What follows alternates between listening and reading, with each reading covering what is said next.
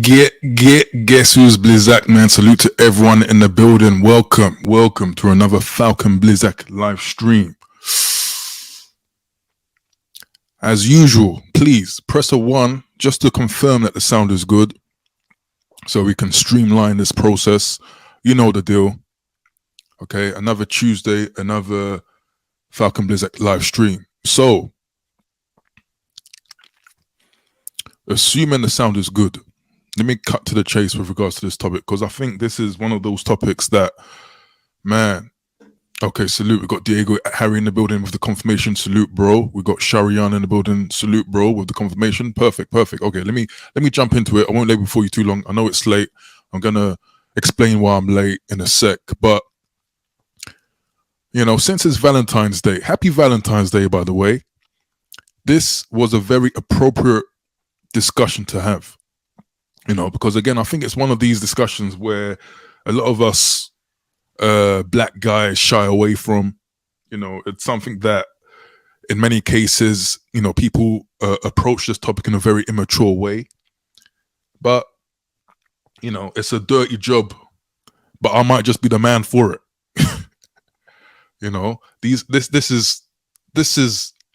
This type of topic is what I pride my channel on, right? Just going down to the heart of stuff that we don't discuss out in the open, right? So the BBC,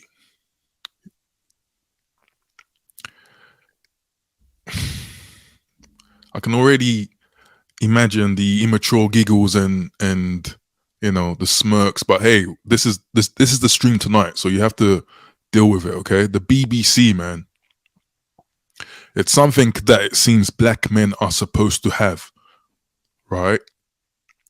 But what if you don't have that extra long piece? Does this mean that you are a malfunctioned black man without any real value, particularly in the dating capacity? Again, with it being Valentine's Day, I think it's a very potent subject to discuss today, right? Does this mean you're malfunction? Some men even feel like this, even with an average piece, an average size piece, some black men feel like they are in some way inferior or don't live up to that ideal that people might be expecting of them, right? So in this live stream, and again, of course, it's going to be an open panel, we want to understand how such issues affect the mentality of black men, and if this myth is if there's any truth behind this myth, okay? If it even is a myth. I mince my words, man, because it's kind of late. But that's the topic today. And yeah, apologies. I'm late because someone said I was running on BBC time, or running on colored people time. I always try to be on time with this stuff, man. I always want to be consistent. That's why I wanted to make sure, if I'm going to be late today, make it happen. Yes, it's Valentine's Day. Yeah, it's Valentine's Day. And I'm late because, let's just say it might be in relation to this subject. But hey, I deserve a break every now and then. But I just want to also open up quickly on my thoughts on Valentine's Day, because it aligns with relationships, etc., etc. I think I just want to underline something. And it's a talking point I've raised in the past, but I believe it might, I don't know, my approach to it might confuse some people, particularly more impressionable people. But in a nutshell, man, in my humble opinion, like I've said many times before, that lone wolf, that monk mode for life kind of culture is not it, man. It's not it. There is an argument that pops up every now and then, and I've been a part of that argument. I've been trying to question whether, relationships versus self-improvement, can you be on your purpose while maintaining a relationship? I think that is a worthy kind of discussion, something to understand, so we can, because I truly do believe that there's a part in a man's life where we need to sit down and be totally dedicated to one thing, right? So absolutely, the discussion on skills and resources is an absolute must, the purpose. But a part of all these goals, man, a part of living is also healthy human relationships. That's also a part of it. And I think people who dismiss that are either, kind of in some way inexperienced, or how can I say this? They might just be a bit dysfunctional in some way. I know some people, that hits hard for some people, but that's just how I feel, man. You can walk and chew gum in some regards when it comes to this. We've discussed this. A lot of loners, a lot of lone wolves suffer the worst health in general. Right? People trying to live a monk mode forever lifestyle, in my opinion, they usually end up having extreme sexual tastes, sexual fantasies. And I think that's due to an over-reliance on porn. Or maybe end up paying for some box and doing doing all sorts of wild stuff. So I just wanted to make that clear. I know sometimes I clown, the other day I was saying, oh, National Simp Day. But I think most of us who have the mature mindset understands that it's all encompassing, right? To some degree, a human being needs healthy relationships, whatever that might be. So I'm not clowning. I'm not on that clowning. There is that, again, that whole kind of division between guys who are married, guys who want families, guys who just want to be bachelors, guys. I don't shame anyone, man. I think at the end of the day, do whatever you feel. I will obviously put forth my opinion based on some studies as well, based on some statistics, any facts, and my own personal lifestyle and what I've seen, right? And I'll come with a conclusion. So yeah, man, happy Valentine's Day. If you're out there doing something, hey, good on you. Personally, I don't believe in the day, right? And that's my own personal choice. I believe, like most of you, I think it's just a very commercialized day, right? It's a cheesy, corny day. When I was out there, where was I? I was at Sainsbury's a few hours ago. All these desperate men with bunch of roses, with this cheesy smile on their face. They're kind of desperate, they need to get in good tonight, right? But yeah, I digress, man. I'm late because of just spending some quality time. Let's just leave it at that. But where are my manners, man? Who's in the building, man? Let me salute to the chat before I go in. Right, we're gonna have to get through some articles just to kind of lay the groundwork before I open the lines. I've seen people in the back already, which is good. So appreciate. We're gonna get back to you in a sec. So please be patient and get your drinks. This might be an enjoyable stream. So the first in the building was Jesse McQuilkin Talks. First in the building, salute to you. We got Diego Harry in the building, salute to you, bro. KB Jones in the building. He says, "Ayo." Salute, bro. We got Nathan Lopez in the building. He's saying, "Laugh out loud. This is going to be an interesting stream." I hear that. We got Sharian, YouTube channel in the building. Salute to you. He's been a consistent panelist actually for the 2023 live stream. So salute. We see Eunice Osman in the building. Salute to you. Also consistent on the panels. Ephraim Mackwith in the building. He says, the infamous BBC. We got Billy the Goat in the building. Salute to you. Another content creator, man. Hope you've checked out Billy the Goat's channel as well. He says, happy Vampire Day. The day to give your heart to the bloodsucker. Uh-oh. Wealth exchange, energy exchange. Okay, so we have the usual suspects in the building. Anyone who's in the clouds, I'd like to ask you to please like the stream, particularly if you are, if you feel that you enjoy this subject that we're going to go through, if you want to show support, if you want to, see me grow. If you don't, You don't have to. You can hate watch. I don't mind. But for those that want to invest, I really appreciate the likes, sponsorship only if you can. Your comments in the chat box is also important. The comments that you leave under the video are also important. Okay, so you know all the good stuff, all the good stuff, all the good stuff. This is a typical intro, so I'm only trying to leave you in suspense with regards to the content. But let's go to the topic at large. Okay, the BBC, is it a myth? How do black men feel if they don't measure up to these larger than life endowments? Okay, I think personally the BBC is a myth, and I think it stems from other people's insecurities, and that's usually by the way of porn, right?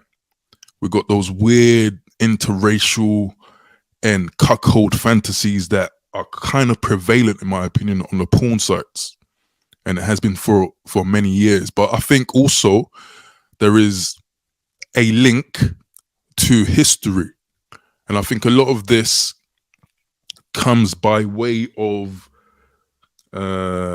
slavery, right? And I know over here we're black Brits, and at least one half of that side isn't really kind of linked to the transatlantic slave trade in some regards, right? So some people might think, oh, that's a stretch, that's not it's not applicable, but I think it plays a part, because there was always that dehumanizing aspect of a slave and the breeding and the thought of keeping people down who might be in some way more powerful, superior, right? This fear. So with that being said, man, I want us to read this article about the average D size. Okay, how big is the average D is the title of this article. Okay, so let me just bring this up. I need a beat just to get me kind of flowing. I'm gonna make it nice and low though.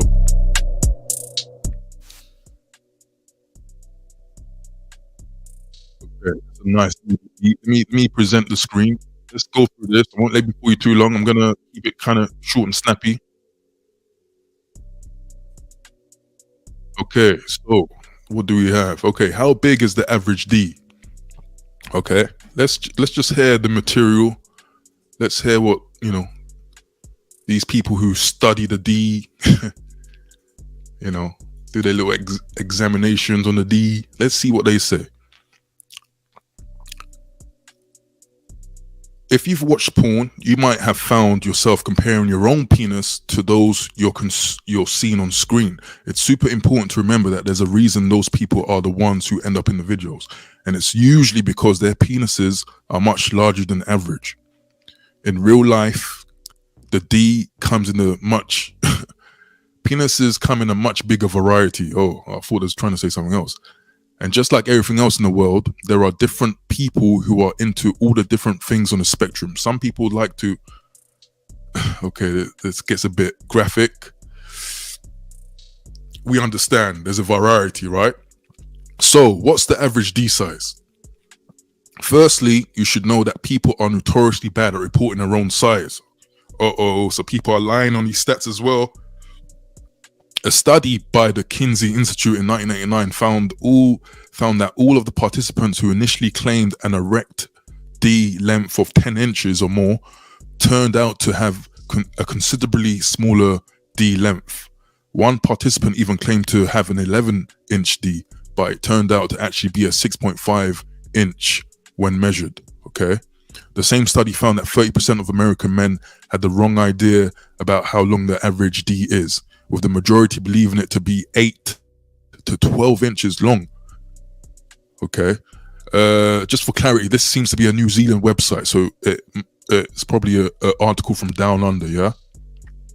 So let's see what else they're saying. So you might have seen the data from 1948, where Professor Alfred Kinsey published results from 3,500 self-measured men and found 65.7% to be between 5.5 and 6.5 inches in length, with the average just over 6 inches. It turned out that allowing people to measure their own Ds wasn't scientifically accurate, right? And that's not surprising. And so when an additional 300 men who were measured by researchers, it was found that the average size was more likely to be around 5.5 inches. Okay, so this has been a consistent measurement, right? A consistent dimension, 5.5. KB Jones, yeah, I see you.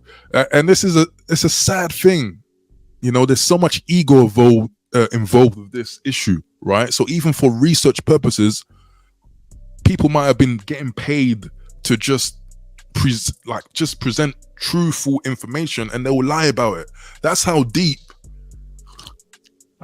this topic is, right? That's how much, so much insecurity surrounds it, right? So, okay, even porn stars don't always list their D size correctly. So if you're watching someone with a 7-inch D, but they tell you it's actually 9, you might start to think your own D measurement is smaller than it actually is. The only way to really know is to measure. Okay, so 5.5 is the average, apparently, right? And then it goes into how do I measure my D? We're not going to get into that. According to researchers who combined the results of 10 different studies, in 2021, the size of an average D is 13.6 centimeters or 5.4 inches. Okay, so potentially even shorter than the 5.5, right? Actually, is measuring your D, keep it 100 in the chat, is knowing how to measure your D, is that something that you feel we need to know? Press 2 if you think we need to know that, or press 1 if you think we can pass that point and and move on. Okay, I see my guy Jesse saying 1. Okay, I think so too. I just want to go to the nitty gritty while we're here, you know what I mean? But yeah, I believe, okay, we get into a good part. Do black guys have bigger Ds? Research cited in D size and enlargement by Gary Griffin notes that black and white people have Ds that are comparable in average erect length. Okay, erect black Ds are larger on average than white Ds, however only by 1/4 of an inch. Okay, so by a very minimal dimension, okay, or about 1/2 centimeter. He explains that the differences lies predominantly in the flaccid state. Black Ds, when soft, are larger on average than Caucasian Ds that are soft. Sounds like some deep. Then there's other topics that we're definitely not going to touch. But okay, we see the point. We get the gist. 5.5, 5.4. What else did we get out of this article? Black Ds might be larger when soft, right? By very minimal instances, okay? Okay. I also want to, again, all these articles, yeah, is just about understanding if there's any truth, okay, to this. So the final article I want to read, which I've read briefly in another live stream that I can't remember, but we want to look at D size by country in 2023. Okay, this is just a random article, random website. Anyone can post anything on the website, but just to get some visibility on what the research is saying out there. Okay, but again, I think we need to take a lot of this with a grain of salt, because what everyone is saying is that it's notoriously hard to get the truth. And I can imagine that in the developing world as well, it's going to be very hard to be doing these this research down there, because I don't think, in some of these traditional cultures, they'll be taking it too well. If you want to, some guy from England wants to put a measurement tool by his willy. I say willy because I believe that will probably evade the censorship. Okay, so briefly, this is D size by country 2023. So basically, what we will use this for is to just identify the quote unquote black countries that might be in the top 10 list. Okay, just to see if there's any truth to this whole myth of BBC, right? So let's see what this is. Just to give you an opener, both men and to a lesser extent women are curious about the average size of men's genitals. However, studies show that the average penis size, I said the word, is both smaller and more uniform from country to country than many people believe. A male's D size is primarily determined by genetics rather than geography. Studies also show that proper nutrition during younger years and adolescence is also important in healthy development. You know, eat your fruit and veg, man. Although a few studies have attempted to show a correlation between overall body size, particularly height, and D length, the correlations have proven negligible. Studies have also disproven the lingering myths that D size can be determined by the size of one's shoe, hands, or fingers. Yeah, I remember that, man. I remember that. But okay, I've read this briefly before, so let's get straight into it.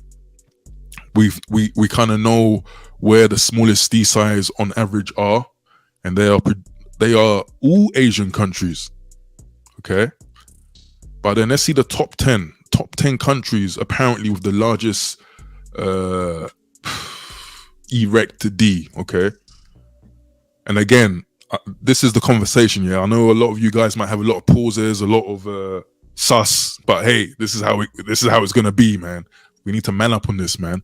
Again, it's a dirty job, but I'm the man to do it. Okay, so the top 10 countries. Number 1 is Ecuador, 6.9 inches. Okay, so Ecuador, South American country. I was actually reading about Ecuador's black population some time ago, randomly, but I think it's very small, probably 10%.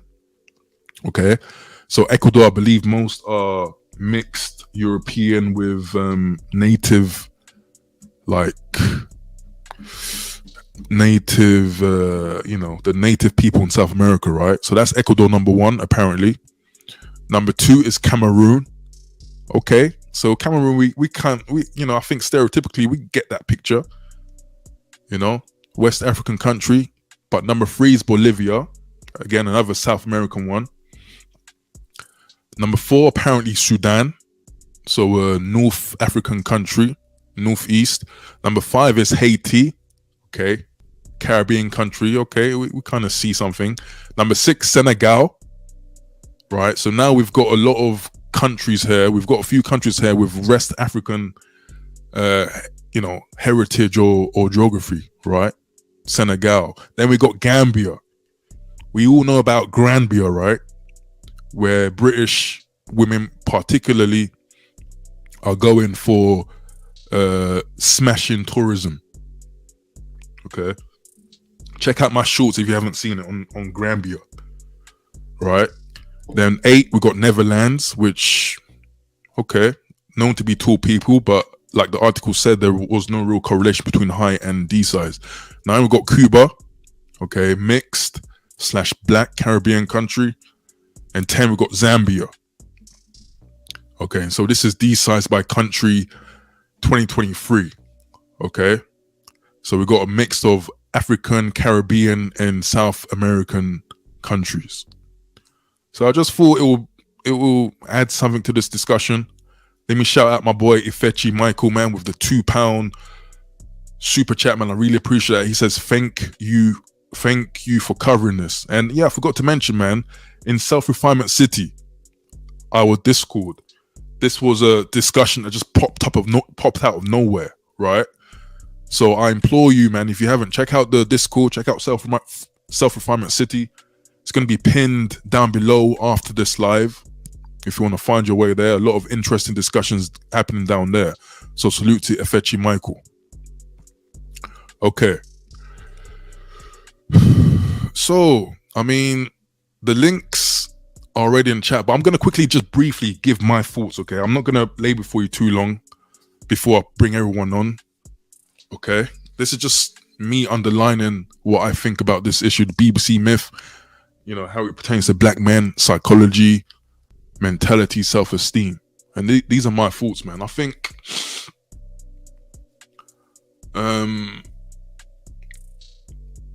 in my opinion, and I hate to say it, but I have to say it, I think to some degree, our cultures, the black cultures around the world, promotes this idea of a hypersexual norms, right, in both men and women. And the reason why I mention that is because when we're talking about BBC, what comes to mind is a non-black person investigating and anticipating that, oh, you know, this brother who I'm dating is gonna provide me with the best smashing of my life, right? That's what we think of. The word fetish always comes up when we think about this, right? But I think that we have a part to play in that. You know, people see the twerking, which some people will call traditional dances, or just having, you know, just having fun. We see the daggering, you know, people see the baby mama, baby daddy culture. We see the infidelity, sleeping around with baby mum, baby daddy, and then it reports back into the high STD rates, which we've covered many times before, right?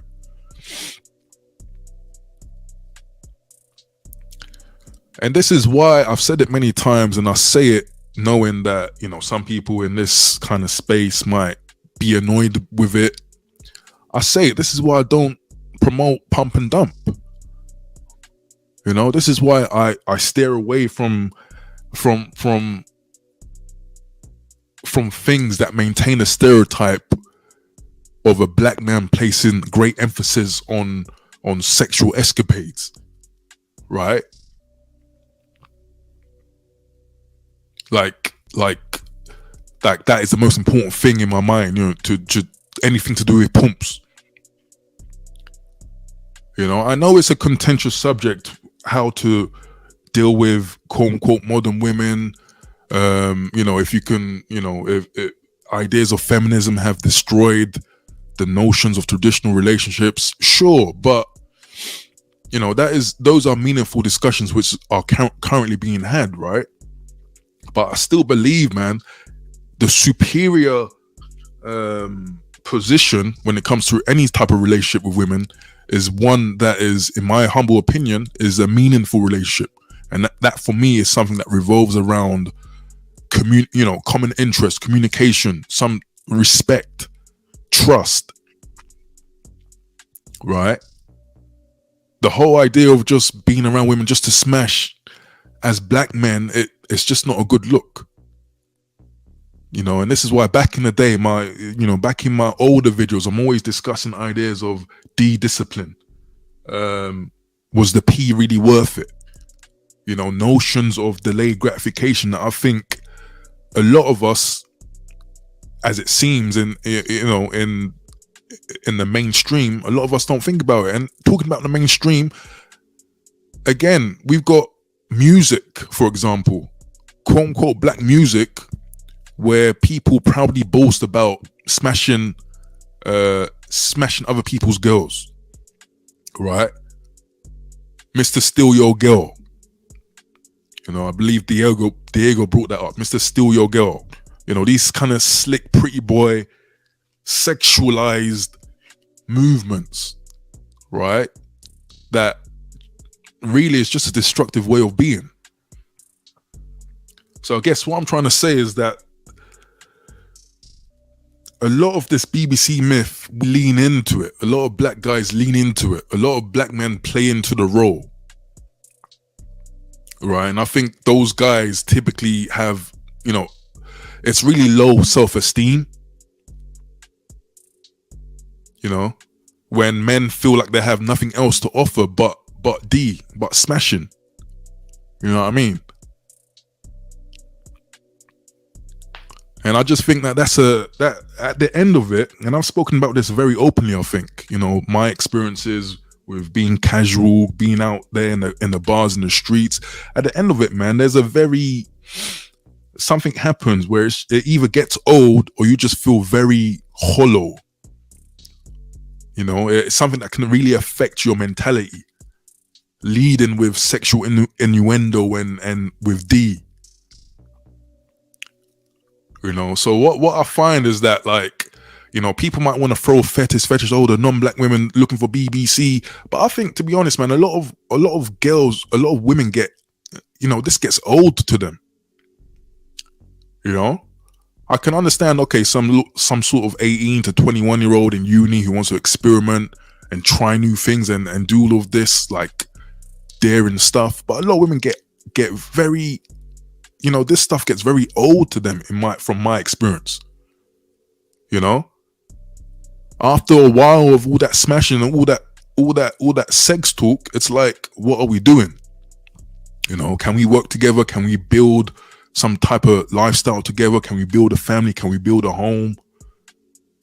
And the guys that can't do that, it's like they get discarded. You know what I mean? It's like they become these like downtrodden individuals that just live for the pumps. But unfortunately, like, at some point in a man's life, it's very likely that ED and stuff like that might set in. You know, so there's only so long or so far that you can lead with that energy, right? But that's my angle, man. I think a lot of us do promote this kind of mentality, these ideas. You know, I know a lot of people will say, well, look, you know, some women come straight up and say, like, yeah, there's some websites, some dating sites where women might just say, you know, do you have 9 inches? If you don't, they discard you. Sure. But I think in 2023, a lot of us lean into this playboy, hypersexualized black character. You know? And I think, yeah, it just messes up a lot of black guys' mentality, a lot of self-esteem, especially, again, you're watching all these porn films. And again, like the article state, there's a lot of trickery, a lot of deception. But you're watching these things and you're asking if you measure up. And I think that's a normal thing to do, right? You're kind of you're comparing, but it's all false, it's all fake, you know. So yeah, I'm probably rambling at this point. So at this point, I'm gonna open up, let everyone in the back come on. You know, I think people are eager to discuss this, and I think, yeah, it's a very important discussion to have, and today is the perfect day to have that discussion, man. So again, happy Valentine's Day. So let me bring on people in the back. Again, hit the like button if you appreciate these type of talking points, these discussions. Consider subscribing if you're new. Feel free to sponsor the show if you want to add to the improvements of the show as well, okay? But let me bring on people in the back. We got some usual suspects. We got, who was first? I think it was, yeah, we got Jesse McCook Talks in the building. We got, was it Shah? And then we got Diego Ife in the building, okay? Let me just ensure a few things are set in the back. Okay, we got the links there. Let's see this. We can dead this. So salute to everyone in the building. Let me just shout out Michael Meachrock, man, with the consistent, always in the house with that 99-cent super sticker, man. Michael Meachrock the fourth, one of our key mods in the building. He mods for many other channels as well. So appreciate what you do. You know, thanks for the support as always. Appreciate you. And yeah, as Michael Meachrock says, hit the damn like button. But okay, let's get into it. First in the building was Jesse. Okay, salute to you, Jesse, man. How you doing this evening? I'm doing great. Awesome. That's good to hear, man. I came on to an amazing discovery. I was talking about it on Discord. Well, actually, I didn't actually. I withdrew the comments. I found a solution to basically porn, corn, right, or whatever it is. Right. basically how people should navigate with it, because what I've noticed is there's a lot of black and white thinking regarding this, right? Like, for example, they say, you know, it's really bad. Like, even the biggest people say, yo, it's really, really bad, and you know, you shouldn't watch it, and so on and so forth, right? Which I agree to an extent, right? But not everyone's brain is wired for basically just cold turkey stuff. Yeah, that's true. So we're talking about extremism, right? Leaning to one side too much, and that's what I'm talking about when I discuss these, you know, guys that want to speak about monk for life. It's like nah. That's too extreme. And you know, this also ties into, you know, the black blasting component. Yeah, I'll use that one. Yeah, or British Broadcasting Company. I always use the longer words so that I don't like accidentally say the P word. You know what I mean? Yeah. I want to ask guys on the panel. Yeah, please refrain from saying the P word. Yeah, or the full D word. Just say D or BBC. and besides that, yeah, everything is good. Okay, good to hear. Good to hear. Let me set you up so it doesn't feel like I'm just throwing you in to just say anything. So, I mean, with regards to like the myth of the BBC, which is kind of what I was ending off, who do you think perpetrates that ideal? You know, do you think it's the women who have, you know, we hear people say, oh, you need to be 6 foot tall, you need 6 figures, and you need that 6-inch. You know, do you think it's more so women that have these ideals, or do you think men play a very strong part in maintaining those ideals? Right, I would say, it's many people. I would say, first off, I'll say definitely white men, right? They play a part. They definitely play a part in that. I'll say black men play a part in that as well. I will also say history in terms of colonialism plays a part in that. Basically, the breeding process that happened while what was going on with blacks and men and so on and so forth, like the castration in slavery, and you know that has been documented. So forth. The term mandingo, various things of that nature. I would say in modern times now, I would say women play a part in it. And that's just really that. And I would say also the naughty website industry. So I would say those are the key, let's say, benefactors. Well, yeah, they are benefactors of it. In regards of who are the people. Right. Sorry, I'm just going through the chat. Yeah. So, I mean, with what you were saying earlier, like it sounds like you find a solution to like utilizing porn. We can go deeper to that in the like second round, but are you saying that porn has its place, even if it might, you know? No, what I'm saying is, in my opinion, it's like everyone thinks in ideals, right? Like, well, I don't say everyone, but these improvement guys, or even the scientists, right? They it's like they're coming in ideals, right? It's like, you know, it's no porn or else, right? Now, what I'm saying is that certain brains are wired differently, which I've done research in. For example, there's the ADHD brain, there's very other brains, right? The autistic brain, the non-autistic brain, so on and so forth, right? And they respond differently to how certain actions are done, right? So I'm not saying, it's not for me to say if someone should or shouldn't watch porn. I would say in most cases, it's beneficial if you don't watch porn completely, right? But if you're someone who, let's say,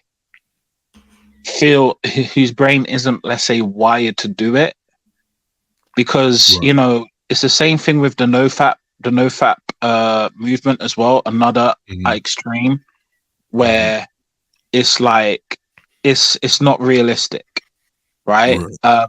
It's not realistic to do no fap for life, right? Mhm. And that's the same thing with, let's say, the naughty websites Mhm. and so on and so forth, right? It's not realistic, Okay. right? That's basically what I'm saying. Okay. Okay. Great opener, man, Jesse. Great opener. Again, we'll expand on these talking points. Let me shout out Ifechi again. Ifechi Michael with another super chat. He sends a £1 super chat. I really appreciate that support, bro. Salute to you.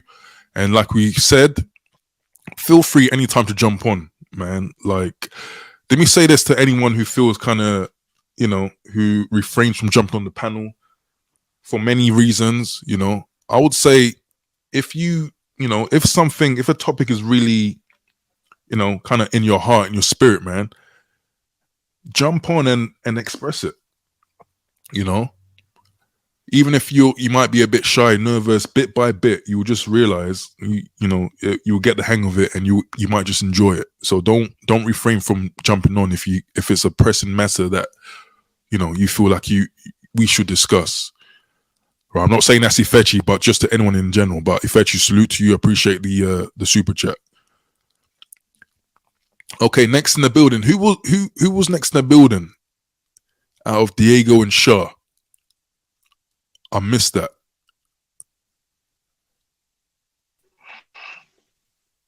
Okay, Diego was the first to unmute, so we're gonna go with Diego. Shaw, we'll come to you in a bit, okay? But Diego, man, how you doing this evening? Yeah, I'm good, man. Good. I'm coming down with something, but yeah, not bad. How you doing? Yeah, I hear that, man. Sorry to hear. I had something similar as well. Like, I'm still kind of stuffy and stuff, but yeah, I hear that, man. I hear that. Cool, man. But in general, like, I guess the first question: who do you think perpetrates this BBC myth the most, from what you see, from your vantage point? Cool. It's a good question. So I'll make reference to a couple of things that you said earlier to answer your Sure. question. Mhm. So yeah, definitely the BBC, shall I say, trope, stereotype emanates from slavery. There's no two ways about that.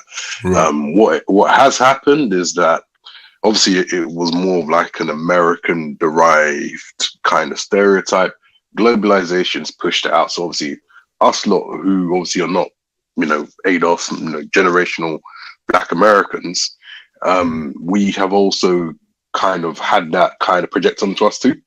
Because Mhm. as you know, when it came to popular culture and outside of America, the people like say in the UK, I guess in Canada, who are at least discernibly West African, kind of just get lumped together with Black Americans and seen as Right. one, right? So then that stereotype also came onto us. I would say that, and you spoke about it in the Discord. There's every so often where you'll get inappropriate kind of references or comments from like white guys. Maybe in the gym. I've had it with a teacher of mine when I was in secondary school. Many of us have basically have stories. Yeah. But I would argue that by and large, I think Black men and I'd say Black women have driven it. I think they're ones that take the lead. Like I said, the white guys, do their bit every so often. Obviously, there's intrigue from across the board. I haven't really heard Asian guys say anything. Not saying that they don't, but anecdotally, I haven't. But I would say, in summary, Black men, Black women. I believe that because we do live in an oversexed society or societies.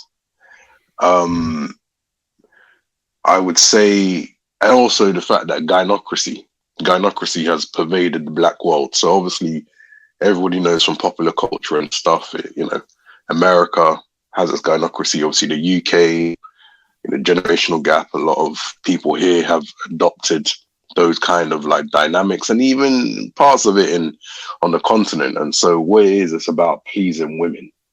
Do you understand? So, a lot of men, their value, or the value that they assign themselves is really, and some of them are not honest about it, is predicated on how much women they can get, how attractive they are.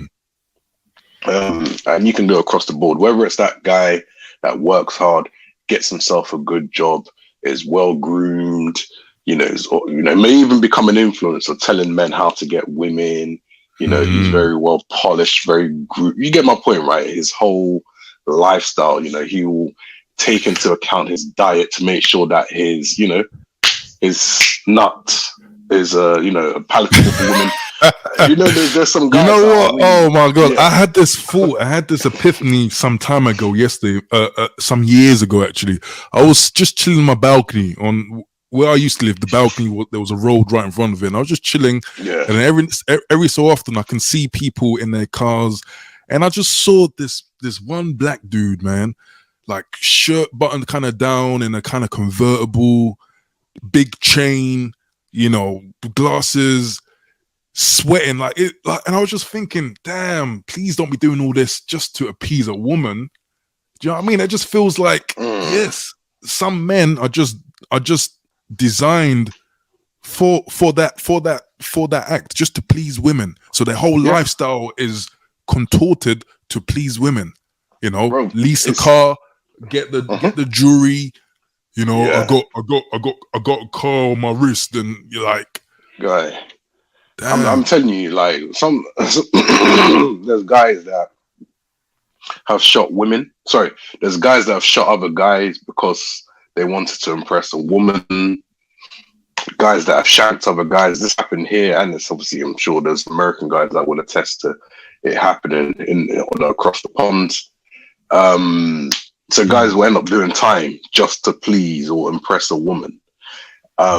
Even the idea of such, I know lust is a very powerful force. I'm not denying it, but I believe that as men, there has to be a certain level of will, restraint, discipline that can be applied. And it's almost like these guys go out of their way to not be sexually disciplined.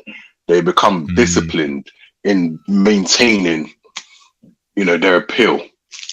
And so what it comes down to is, even if we don't go to the extreme of deleting or flirting with the deleting of other men to impress women, you have other guys that will be like, oh, you don't get gal, you don't get. So already, if a guy has an opinion that might not really be favorable or, kind of, should I say, abasent to like women and pleasing women, they'll try to shame you and say you don't get a girl. And they become so invested in whether you do or don't, because, like I said, it's a projection of their value system. But I will say this much: black men don't tend to go to other black men and say, "Yeah, I bet you're not packing." They don't say stuff like that. That's very suspect. It doesn't go down like a lead balloon. So guys don't do that. But the women, on the other hand, the stuff I've seen and I've heard, they sound no different to the white men that have internalized those stereotypes. They sound exactly the same. Where like it's contentious. The idea, and I'll ask you your opinion. Anybody else can feel free to share theirs. This speaks to the idea of, can black women or black females, whatever, can they fetishize black men? So some people believe that it's not possible because they're in quote both black, but then others would say that the reality is these race labels are they're social construct, and there's different black people that come from different cultures and have different outlooks on life. So if a woman now says that, I don't have time for men that aren't at least 5'11", for example, aren't at least, I don't know, let's just say aren't at least 7 inches down there, don't have full lips, don't have flat noses, then I don't. So it doesn't now come down to the man's value system, what he's about, the measure of the man, his personality, his prospects, that don't matter. When they think of, I love black men, they take away the fact as a black female sounds no different to any other demographic who people would say that, that's a bit otherworldly, that's suspect, that's fetishization. So the reality is, the men realize, and a lot of men don't get like automatic respect from the so-called women of the same community, but they know that sexual validation is going to be the next best thing. So it's pathological, if you ask me. It's a deep pathology of the mind that men can do that, and I think there's a lack of self-love. There's a lack of introspection, and I think that many men are deeply fearful of taking a stand and saying, you know what, yeah, I'm used to being a people pleaser of women, but I'm actually going to dial it back, and I'm actually going to make step by step certain changes and commitments to not have this hold over me. A lot of guys don't, because what they're driven by is being validated by the women and getting their nut. So every other thing is literally a function and subordinated to those things. But of course, years go by, they talk about generational wealth, and it's funny because the women would say, oh, you men aren't building generational wealth, but the women expect these men to continue to have no dignity in order to please them. And then the resources that they have financially, not only are they not grown, right, but then the time they can use to inculcate skills also is foregone. So in two measures, that man has kind of found himself kind of caught between trying to be in the present, people pleasing for that woman, but then at the cost of his future, and I guess arguably the future of his woman. I mean, typically speaking, and I'll leave it at this, right? When it comes to this mindset of throwing all your resources, the weight of your resources behind getting validation, a lot of men have this mindset. You can look at it like a binary. You get money, you look at it as a tool. You're either a farmer, you grow it. You're either a magician, you make it disappear. And a lot of men, unfortunately, a lot of men in this community have chosen to be magicians. They've vanished resources. They've vanished their seed, if you will, and they've literally forgone and whittled away opportunities. So, Okay, strong opener. We'll touch deep on some of the things you brought up, man. But salute to Diego for those points. Next on the panel is Shah25. Shah, are you there? How are you doing this evening? Oh, I'm doing wonderful. I just, got back up and, I'm online. What are you doing for Valentine's Day, bro?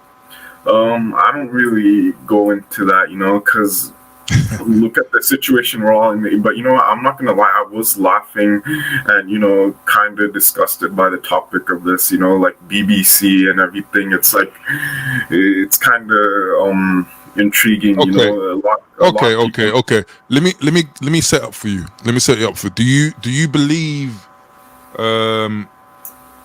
or rather, if there's a BBC myth, because you understand what BBC is, do you think that, it's a myth that certain people like to express, and if so, for what reason?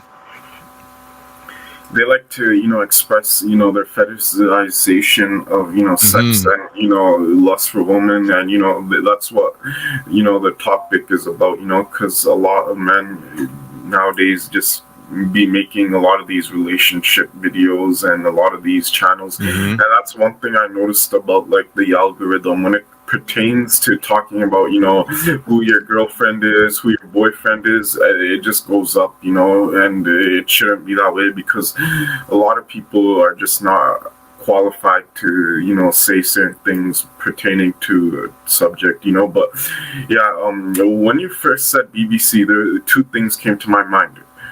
British broadcast company, and then the second thing was black British company.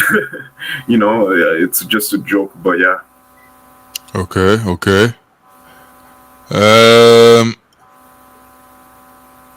Can I ask you a personal question, Shaw? You don't have to answer it. But do you watch pornography? No, I never did. To me, you've never watched pornography? Nope, not once. Not once. I'm not into that. You are a flipping shining example to all of us. You've never watched porn in your adult life. The only thing that came close to porn was OnlyFans. All right, I watched the. Have you heard of the wait a second. So you subscribe to someone's OnlyFans? No, I checked the OnlyFans, like, but you have to pay, these supermodels and a lot of these, like, people just to see their private parts. But, there's one person I heard of, it's Mina Or, Mina Or is some... I don't know any one of these. No, she's some, like, black woman from Atlanta, Georgia, and she basically has a big butt lift surgery and, like, a lot of simps out there. Wait a second. So you have watched porn then, if you know about that? I mean, YouTube now is out of control. It'll just show anything, but but I'm not. But when it comes to like masturbation and stuff, I don't do that. That's disgusting. Like I never was into that. Okay, so you've never ever masturbated to porn on the internet? No. Wow, that's a. You swear on your mother's life. Okay. What? Yeah, I'll swear onto my mother's life, but I don't even see. Okay. I hear that. So the reason why I asked that question was, if you have, do you, and when you see these quote unquote BBCs on those mediums, do you feel a certain way? Do you feel like insecure, or do you feel like like it's inadequate? It makes you feel inadequate. It makes me feel very inadequate. There was this one meme of this like black guy. He had a picture, and his like cock was like very huge. Like once a friend from college, a couple of years back, sent to me, and at first I was angry, and then and all the other things like that, and to what Maja 2873 said, Canada watches more porn than any other. Is that country. true? Possibly, yeah, because I don't even like, because here it's all cold, all cold year round, and like even more cold than it is in Europe. So like I wouldn't be surprised if a lot of people, are thinking that the weather is holding them back from having potential sex.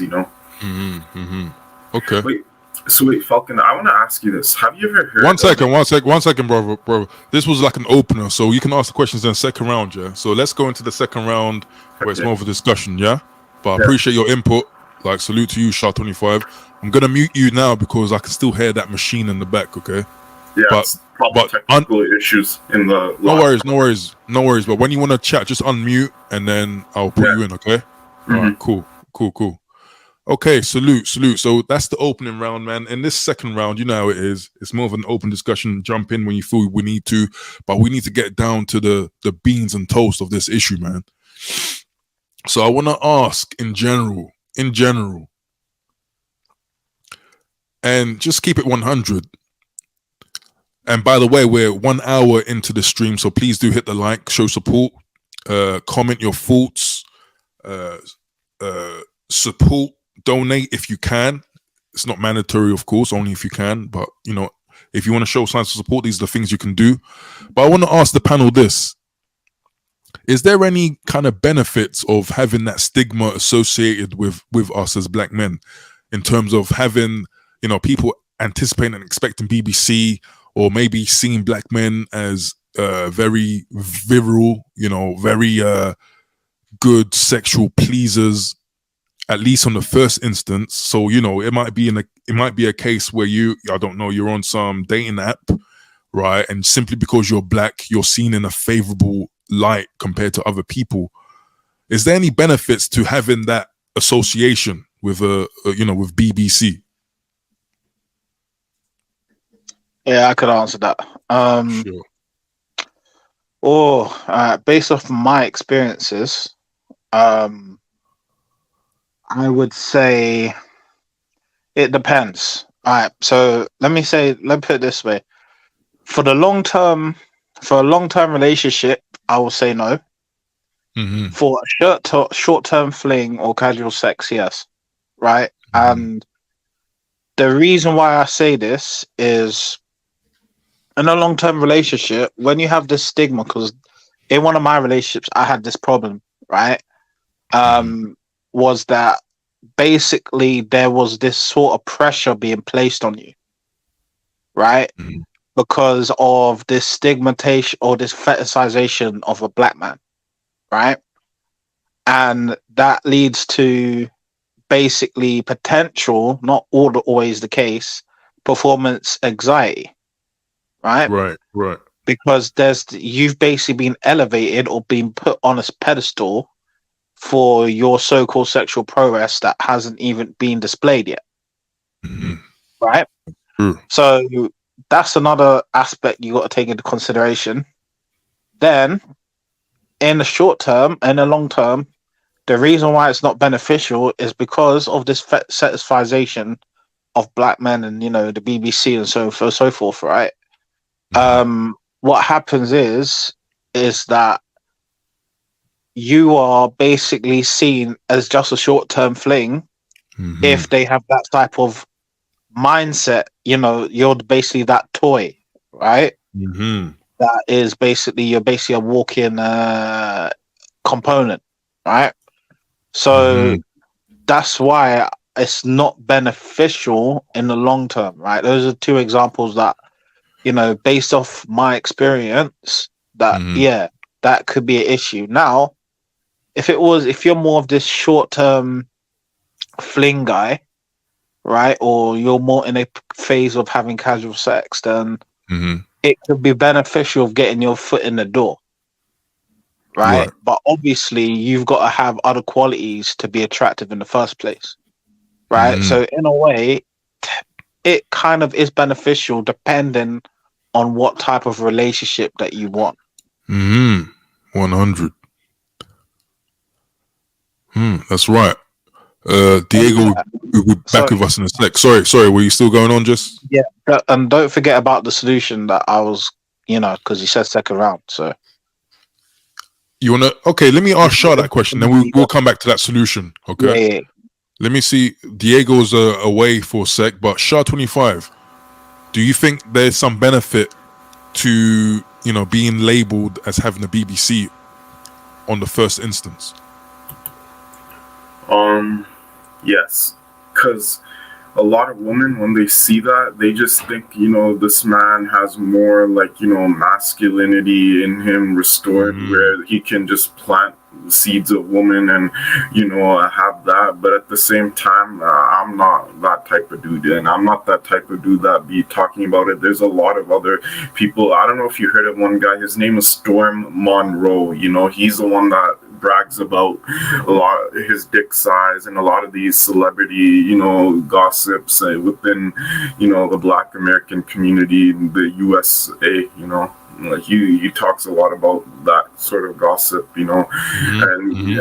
and I just find it like very like unnecessary, because to me it's like when you talk about a man's like private part size, or even a woman's for that matter, it's more like you trying to brag to someone about how personality can be within a person, and like I don't know, but then again, sex and sexuality and personality are two different things, and Okay. That's a good point. But let me give you this example. What if you are a man with a good personality, but you're also a man with you are well endowed? Isn't that a great position to be in? mm-hmm, In your I opinion? guess, yeah. What do you mean by well endowed? Like, As just ask. in, okay, if the articles we've read earlier stated that the average size of a man's D is 5.5 inches, just say this man is 6.5 inches and has a Mm-hmm. good personality. Doesn't that make that man a superior option, just off rip? Um, that's a very That's a very intriguing question, but no, it doesn't represent a person's, personality. It has no like, correlation or anything.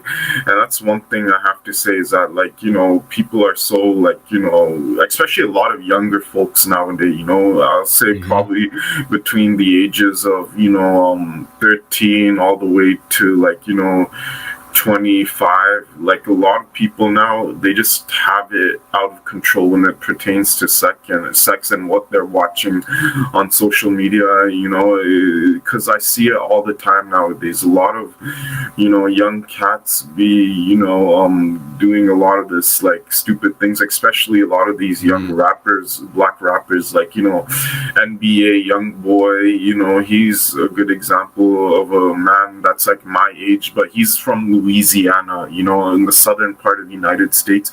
Basically, he had 8 kids with different women, and, you know, he has tattoos all over his face, and, you know, he has a very lengthy, or big criminal past, and like people be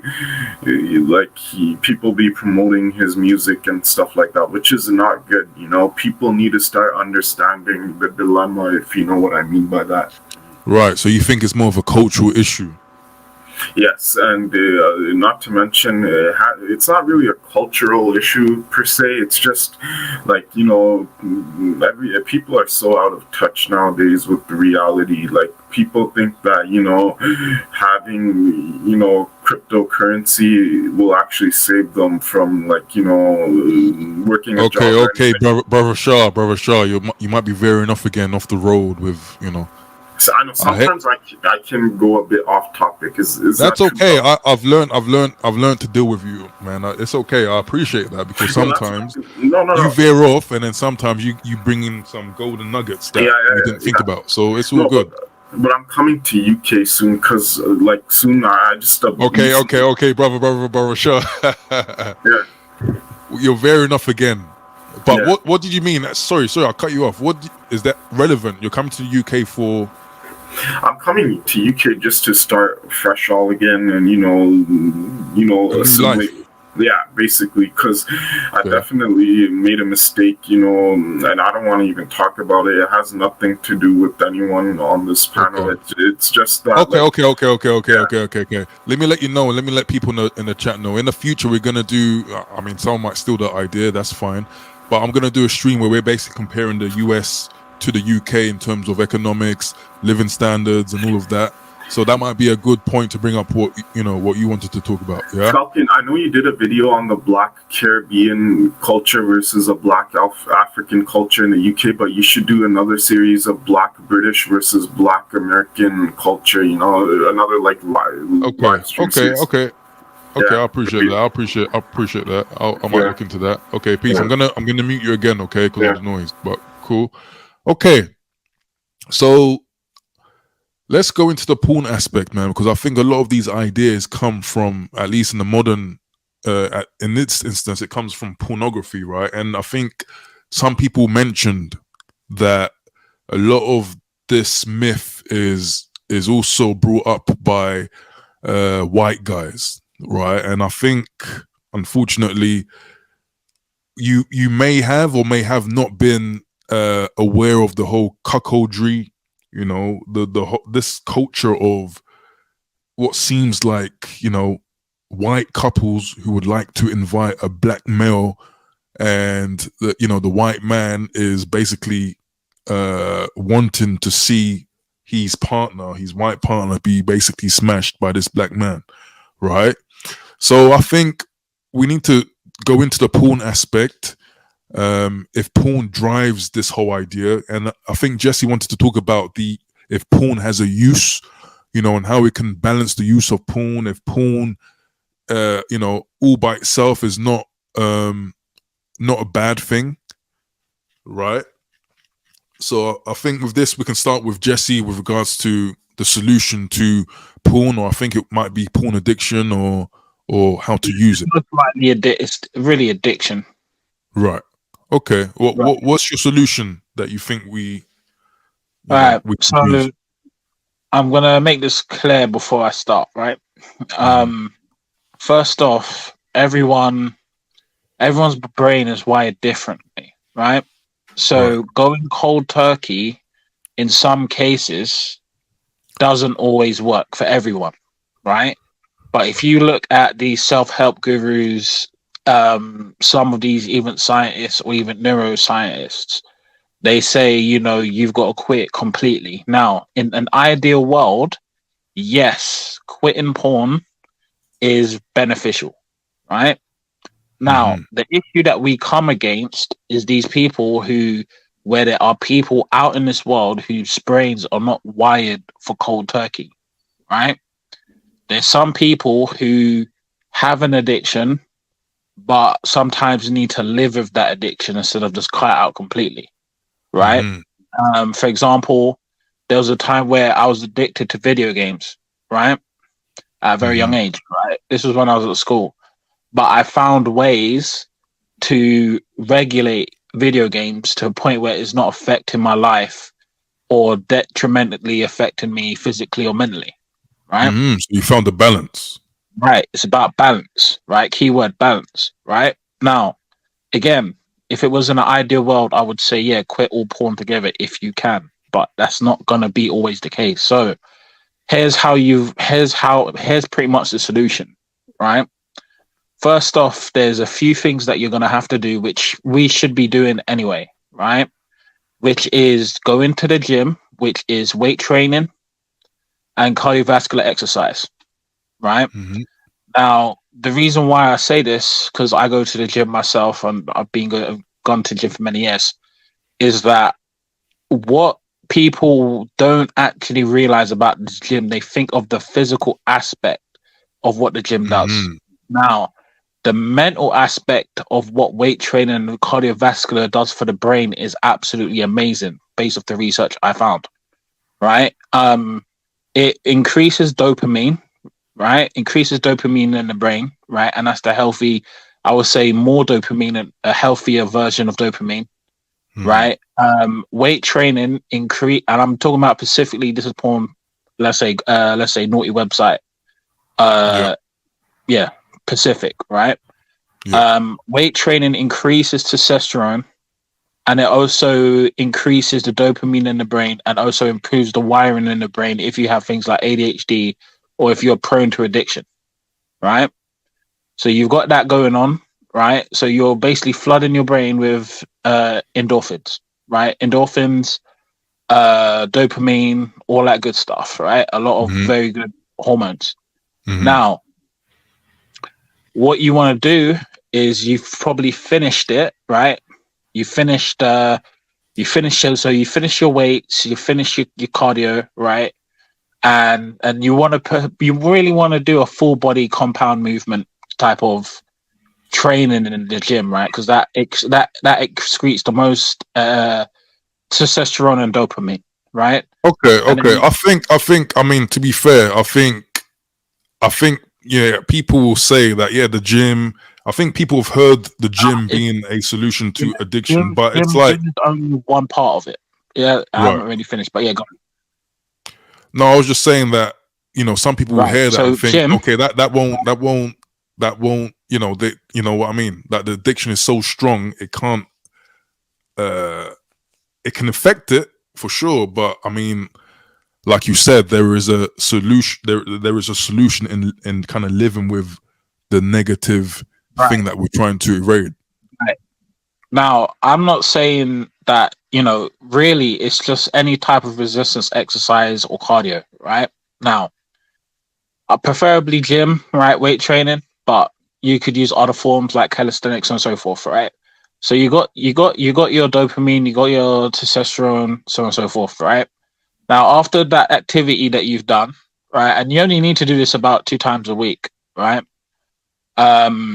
Basically, what you want to do is do something which I called meditation, right? But it's really not the type of meditation that you think where you're just in some lotus stance and you're like, all you're really doing is just sitting down somewhere, right?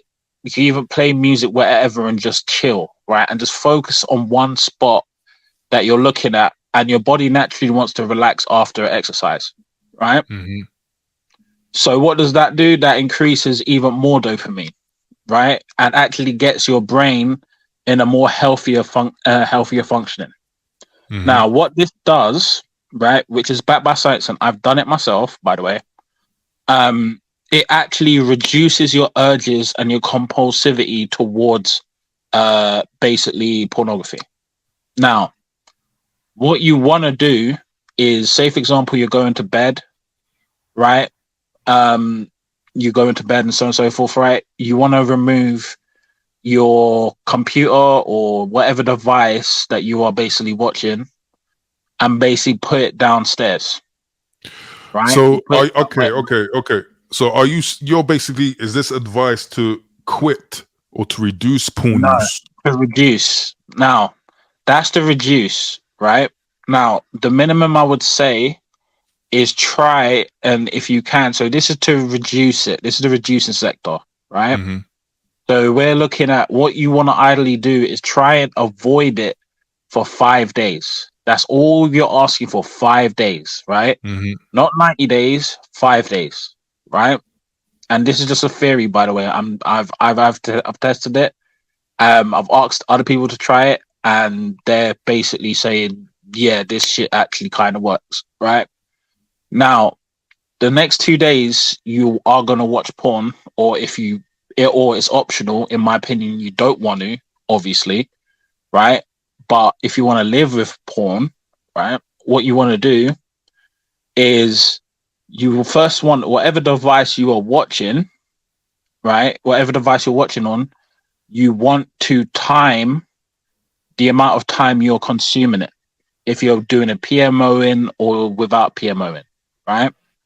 And you put an alarm, right, for that amount of time, right? Now, whatever you're doing, the usual business, right, and you basically release, right, you have to do that within that time, right? So it may be half an hour or an hour, right, depending on, your threshold, right? Because everyone has their different thresholds when they, release, right? Now, what you've potentially done is you've negated all the, let's say, the negative aspects of, let's say, the naughty websites, right? Which is normally things like self-esteem issues, things like time consumption, right? And various things of that nature. Now, what you preferably want to do is do that during the weekend when it's away from things like work and so on and so forth, right? So basically you are ratioing it out, right? So you're basically no fat. It's basically no fat for 5 days, right? And basically, if you are watching porn and you don't want to, right, you can obviously go the whole week out, or you can just go for those 2 days, right? And you just continue that cycle for life, right? So Now, that's one of my key talking points is a no fap cycle, because I've Right. always disagreed with this whole 30-day, 90-day shriek type of mentality, right? Right. Now, But even with that, like, people will still say, "Hey, man, I still fall into the traps of having an addiction." right. The reason So why you're falling back into that trap is because your brain doesn't have, and this has been proven by neuroscience, right? ADHD, you could have an ADHD brain. This is why I say, look, it's optional, right? It's just a way, right? I'm not saying it's the solution. I'm just saying it's the way and it's a solution, right? What it is the reason why they're falling back into it is because their brain doesn't have enough dopamine, right? And that's why those other 5 days they It are will build up doing, dopamine. right? It rebuilds that dopamine, it increases the dopamine, right? So if I said to you, oh, hey, look, go to the gym for 2 days a week, right? And it doesn't have to be the gym. It could be calisthenics, body weight training, something that builds muscle, right? Mhm. You're increasing your testosterone and your dopamine. And then I say to you for the other 3 days, go and do a cardiovascular exercise that you enjoy, Mhm. right? Maybe football, whatever, which you should be doing anyway to stay healthy, Mhm. right? Mhm. And it just pretty much says 150 minutes of cardiovascular exercise and basically hit all major body parts 2 times a Okay. week, right? Okay. I hear that with the solutions. With the solutions, I mean, I hear that, but I just feel like a lot of people have tried so many things, and I think this is where I give credit to the retention and the no fap kind of fields, is that they're trying to give out the same solutions in one way or another. Dopamine Right. detox, basically, right? Right. And I guess it's a minefield, to be honest, because we don't know individuals' capacity to delay gratification. We don't know how deep some people are into their pornography. You know what I mean? I've also spoken about the same things for many years, and you know what I mean, people will still go on to the relationship pickup artist talk. So you know what I mean? So that I hear what you're saying, but I think it's almost like a pandemic that it might just fall on people on deaf ears. But Yeah, I mean, I I appreciate that, and I hear the solutions. Solutions are good, but I guess going back to the whole, like with BBC, do you think porn is the major vehicle in that 100%. expectation?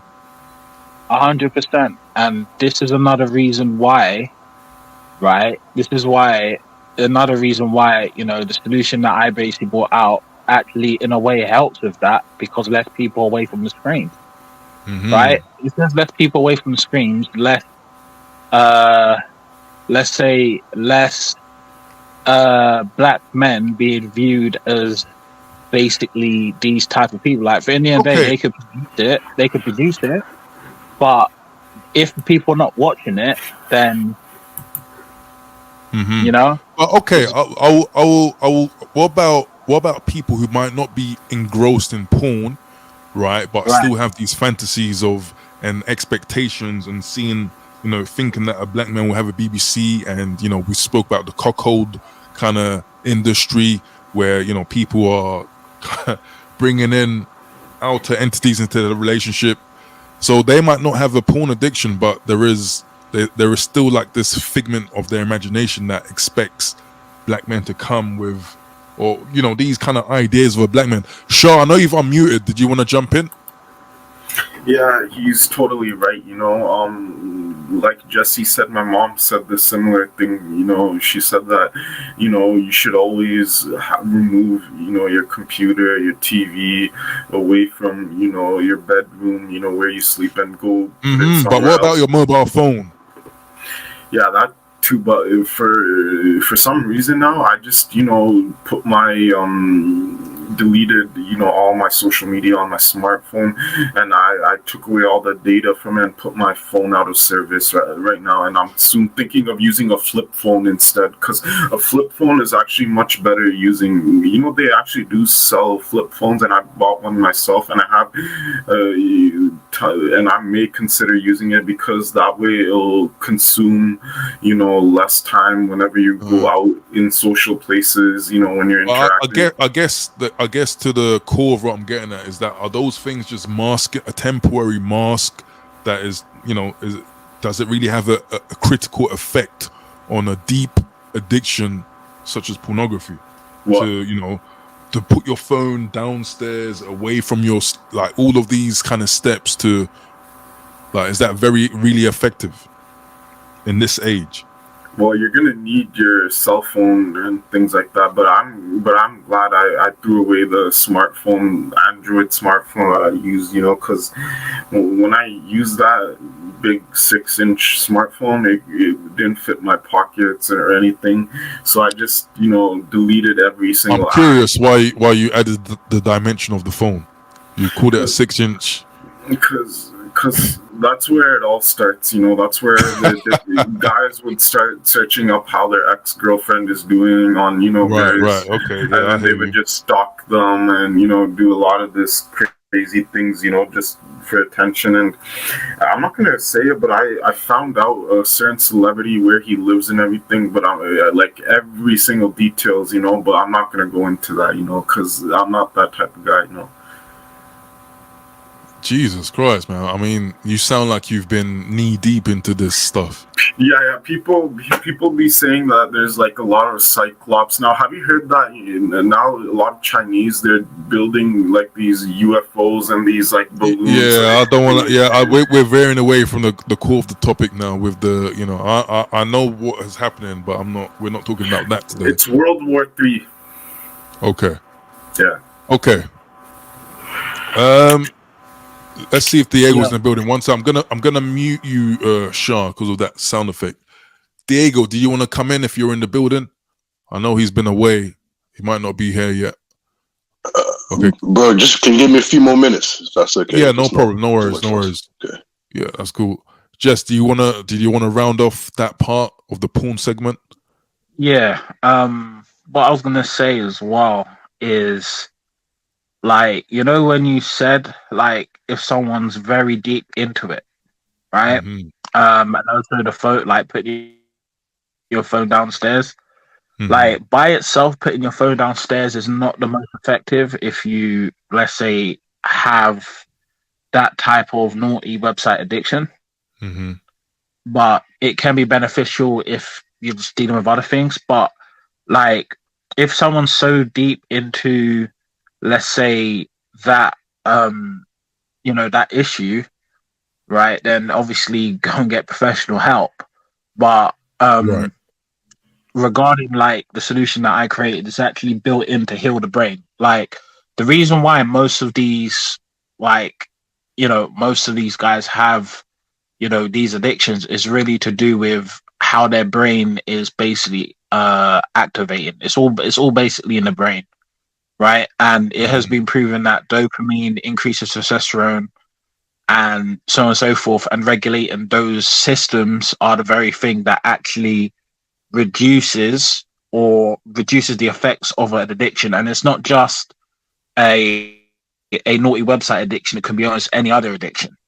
So Okay. that's just the neuroscience. Another thing as well is, but to close off, I was part of the NHS, and there's doctors that have literally confirmed what I've been asking, and so on and so forth. So, but yeah, that's all I got to say, and to close off.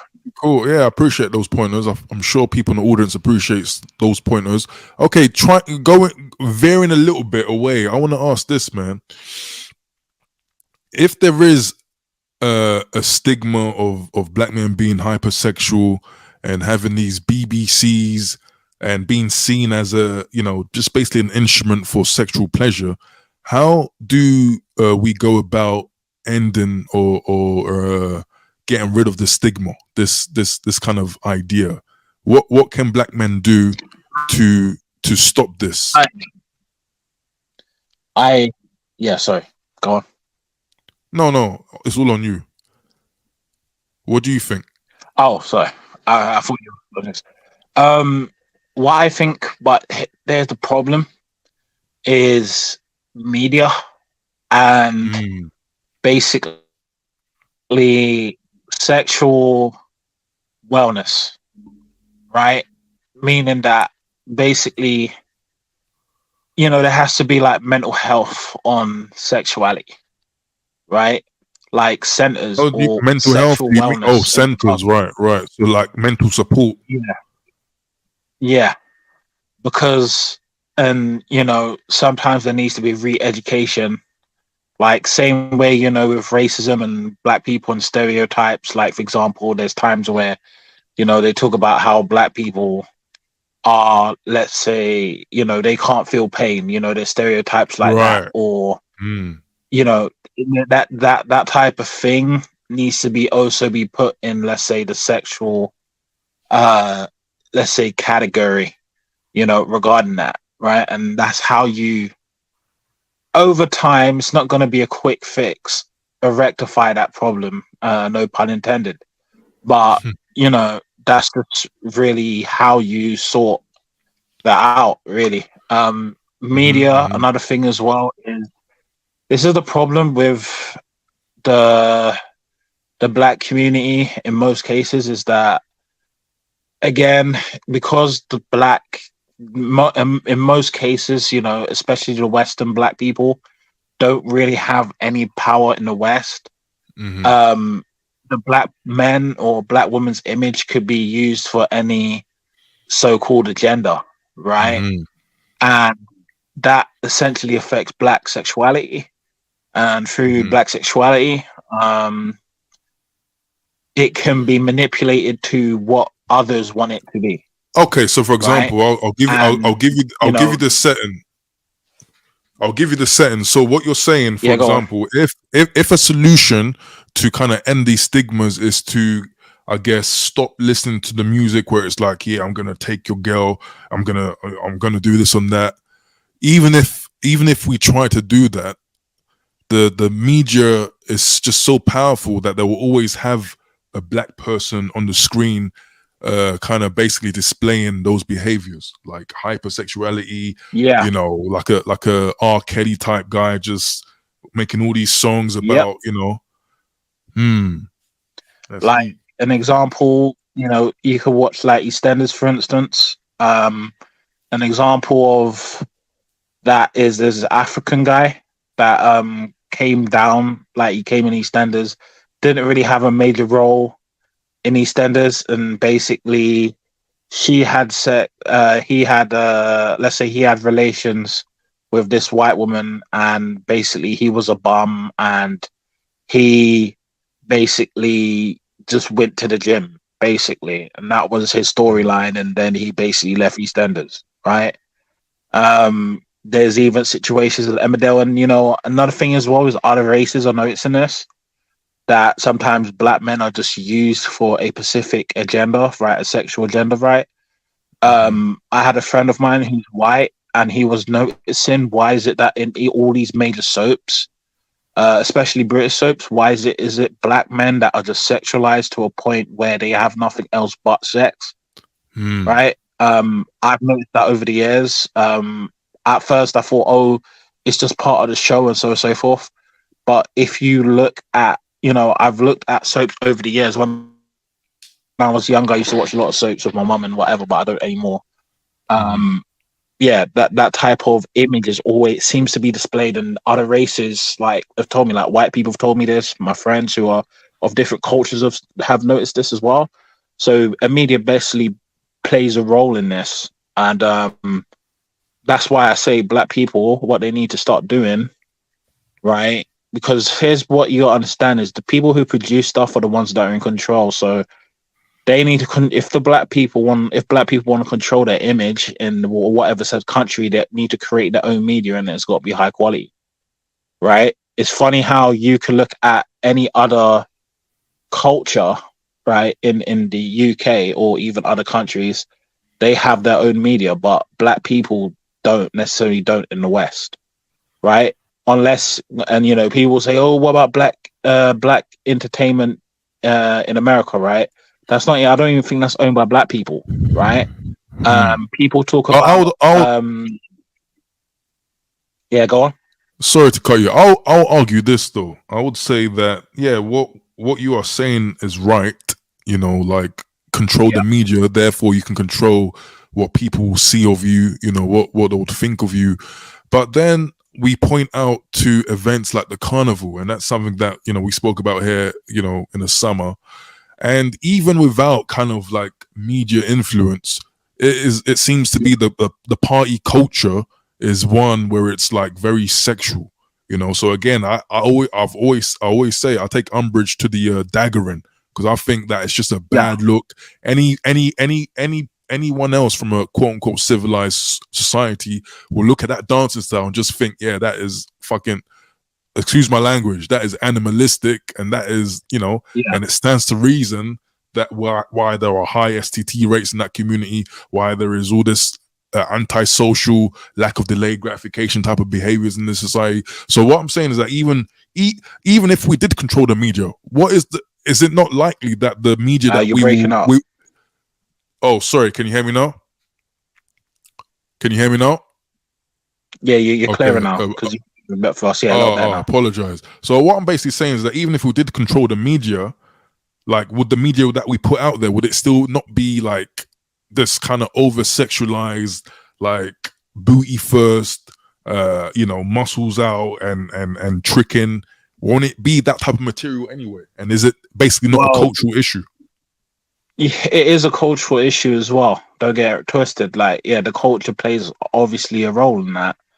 But if you want to start from things that you can control at the moment, right? Those are the things you got to look at, right? Black people ain't gonna listen. Black people can't even get along in their own country, in you know, various countries, right? So the idea that we're just gonna magically turn this culture around, unfortunately, is not realistic, because we're so separated, right?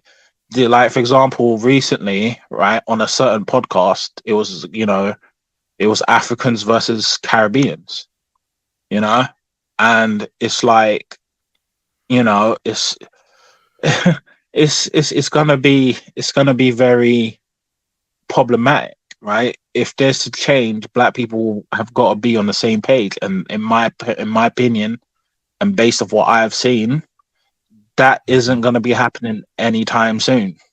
So the only thing you can change is the things that you could control. The black culture being changing, I just can't see it happening. Right. Maybe things around the other communities may absorb the negative aspects of the black community and maybe mimic them in other, let's say, communities, which I have seen. Who knows? That's all I got to really say regarding that. Okay. Yeah, great points, man. Let me see if anyone else wants to chime in on that. Anyone else wants to jump in on that? Yeah, I'd like to shed in on what Jesse said. He's completely right. There's absolutely no control to one's, sexual desire or anything. But it's like this, a lot of white people, they get away with doing things that, blacks can't do. And, it's just the truth, like, it just sucks, like how things are, in terms of what people are generally, insecure about, and what they face, and sometimes it's better to get, help pertaining to certain issues a person or an individual may not, control. For example, like, this is why, a lot of veterans, and people that are in the army, they have a very, strict schedule. They have to, work, move, and fight for their own country for better peace. And a lot of, like, veterans, most of them, when they're retired, they just end up doing drugs and stuff because they've been fighting and doing things. And someone told me that I should be in the military, because they think that if I served in the military, it would have been much better pathway, to protect citizens and people from such things, and they even said like that's something that's good for someone who has, like, issues, mentally or psychologically. That's one thing I have to say, is that, like, people need to start being more strict on the things they do. Don't listen to what your favorite celebrity or porn star has to say. Something have you heard of the term quadroon? Is that relating to genealogy and origin? Yeah, you know what that is, right? Yeah. It's basically someone who's 1/4 or quarter, black. Yeah. Like, in terms of preference, I would date someone who's a quadroon. Okay, bro. You might be veering off because we're not talking about dating preferences. Okay. Yeah, you're veering off, bro. But I appreciate you. You bring, again, good points, but I think you're veering off with that. But salute to SHA-25. Okay, I just checked my phone. Can someone confirm? Do we only have one like in this stream?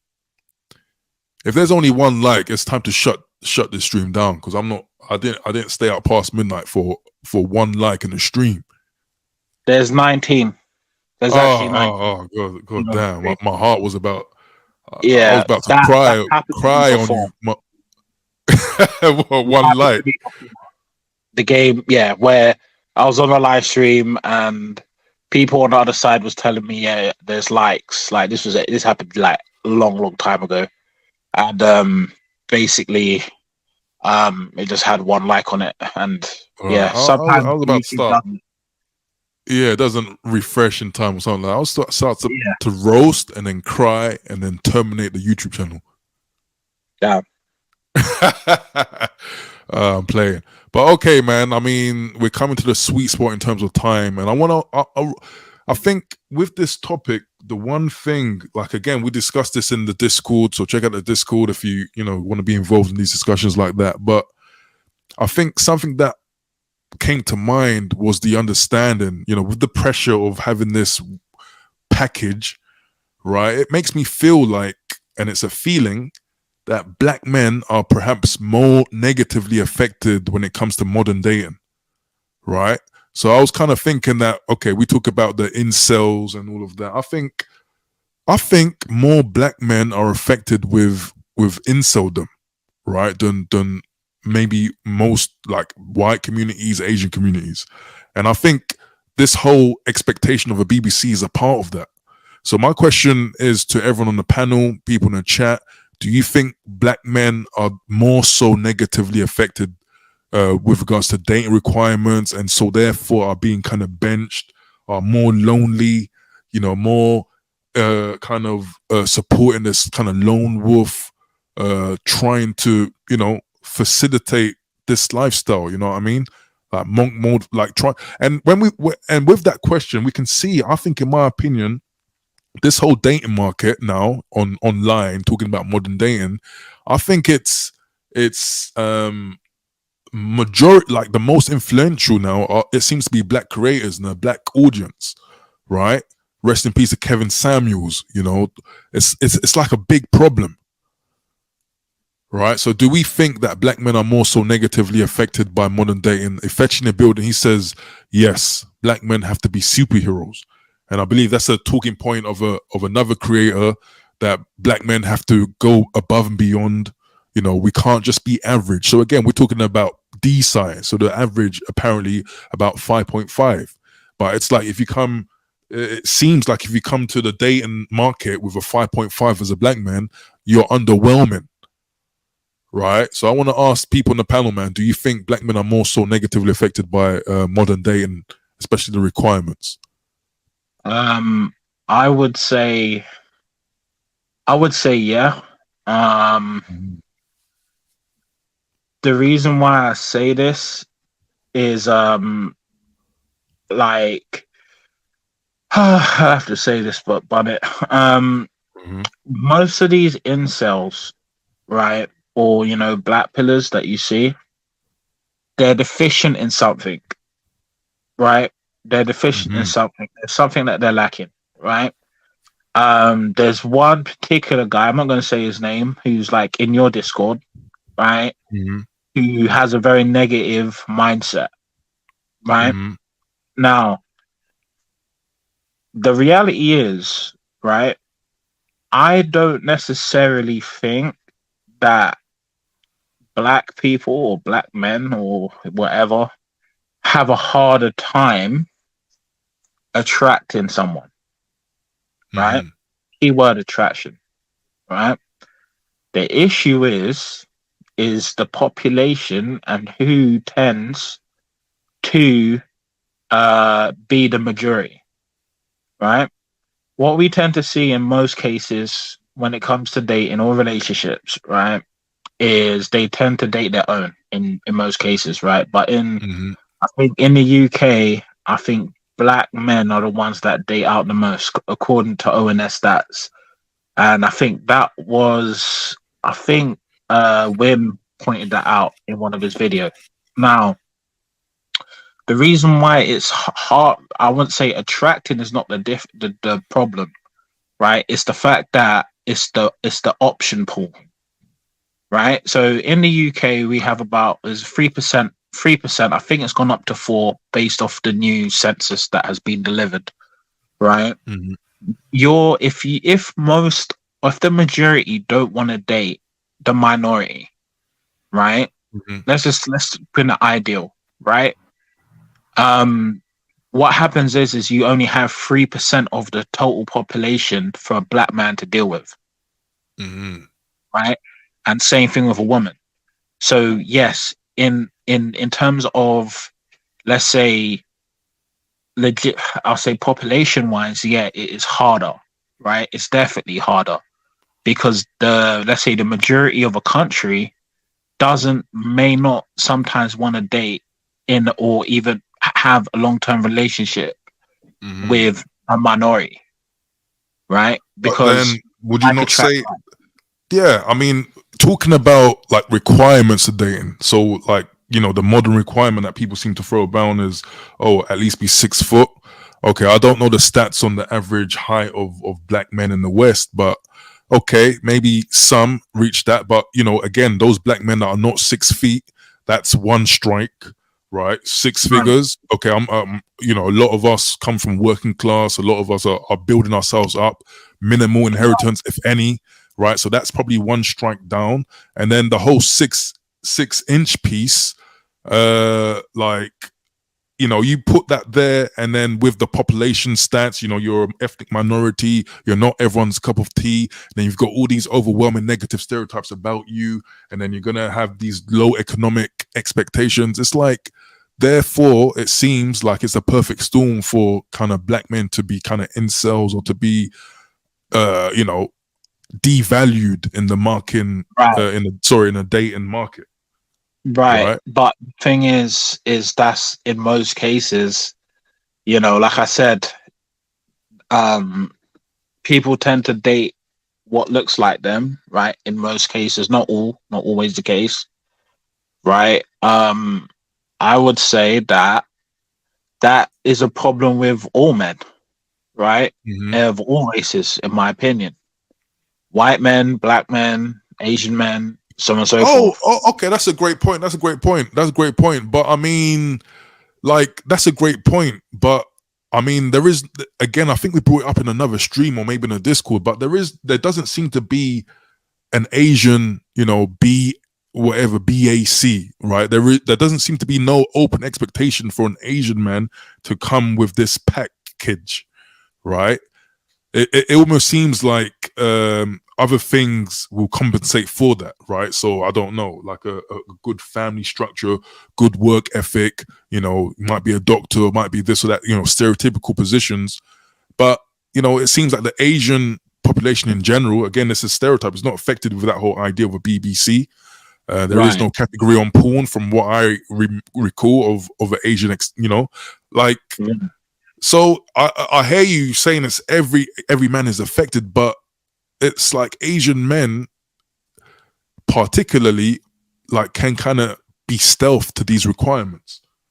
Right, like, but the thing is with Asian men, there's another stereotype with Asian men, that they've got small ones.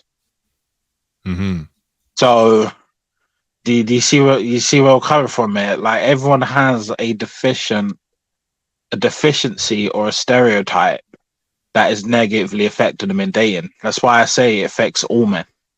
Right? So there's pros and cons for everything.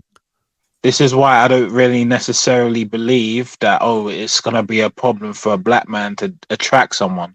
The problem is that because you're living in a country that is, let's say, majority white, which is not a problem in itself, obviously, but what I mean is in terms of dating, right, might be a problem because there's only 3% of you. Say, for example, you lived in a predominantly white area and there was no black women in that area, right? And you only want to date white, you only date black, you may have to change your preferences. Do you get what I'm saying? Like, that's the issue, right? It's not, and people don't really think about that, right? And it's really to do with numbers, in my opinion. How many black people are living in a country, right? Because say, for example, I've relocated to, say, the Caribbean, right? But you've also got to take into consideration that my status may be increased because I'm from the UK and I go over the Caribbean, right? Me attracting, say, a black woman, the numbers improve significantly because that's a predominantly black country. Okay, but if the expectation is that, you're a black man, you're a Caribbean, and you should have a quote unquote BBC, but in this instance you don't, then surely that is that's going to lead to a negative experience, even in that environment. Even if you go to a culture where it's predominantly of quote unquote your culture, but you just don't fit the bill in that regard.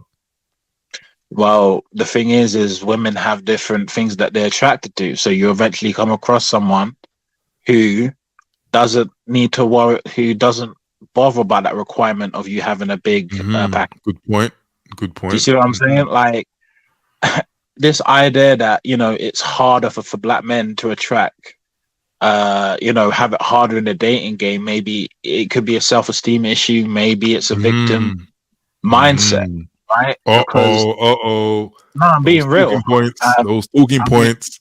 I'm being very, very real, because the thing is, you know, I know certain black men, and they're doing just fine. You know, I don't know how big their Johnson is, but you know, they're doing all right. You know, Right. and Okay, you know, okay, and bro. some of them are black and some of them are white. Yeah, that's all. Yeah, man. Great. No, Jesse, man. Great points. You really expand on that. Great points, man. Diego's back in the building, so he hasn't said anything in a while. So let's let Diego jump in on that. Diego, if you're there, I don't know if you've heard. We're talking about if black men are more so negatively affected in this modern dating environment, and that is based partly off of the whole BBC requirements and all these other 666s.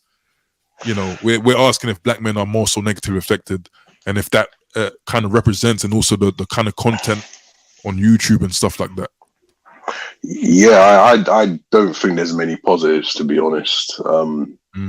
What it has done, I mean, you made some sort of quotes from reports earlier about men overestimating deliberately or misreporting their sizes just because it kind of satiated their egos. For men to willfully embrace such delusion speaks to, you know, for you to venture to those extremes, it can't possibly be advantageous. You understand? You've got more men that are looking for ways to, you know, you get my point, whether it's taking certain supplements, because at the end of the day, your dimensions, a key part of what informs it is the flow of blood.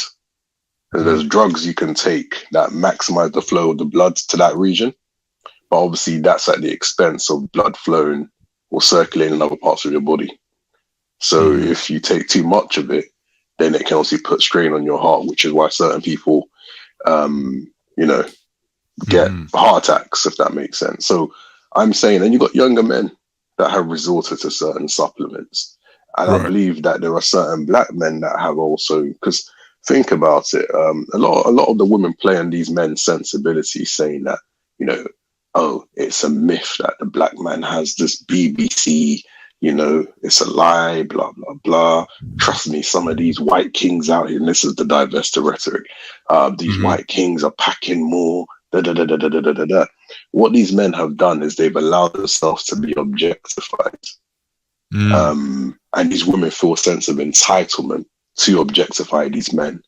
But these men feel very sheepish and very inhibited to objectify women. And when they sometimes refer to female parts of the anatomy, they tend to do it in hushed tones, you know? So personally, I don't think it's great for men. Men have been, in many cases, complicit. You know, they've been co-partners in disadvantage, basically putting themselves at disadvantage in the sexual marketplace. At the end of the day, women like copulation. So whether the men are, you know, more transparent with their sizes or not, sex is still going to take place anyway. And great points. I think, you understand, managing expectations is important. You know, I think it's better to under-promise and over-deliver. And many men are living with, you know, almost like sustained anxiety because they can't do that. Do you get my point? So it's almost like you're captive to the idea of trying to live up these stereotypes. This is why you've got guys that are 5'10", that round up to, like, for example, like 6 foot, above 6 foot, even using like male, you know, those steppers that you can put in your shoe that can give you like an extra boost. Certain, literally, certain guys are. It's sad, man. I laugh, but it's not funny. It's sad, to be honest. Yeah, guys are going to extremes.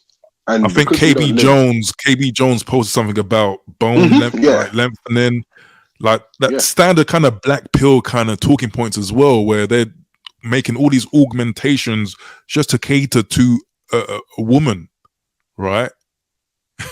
No, exactly, man. Like for me, for instance, like even on the height thing, like I'm 6'1", yeah. I can't comprehend pushing myself to 6'2", rounding it up.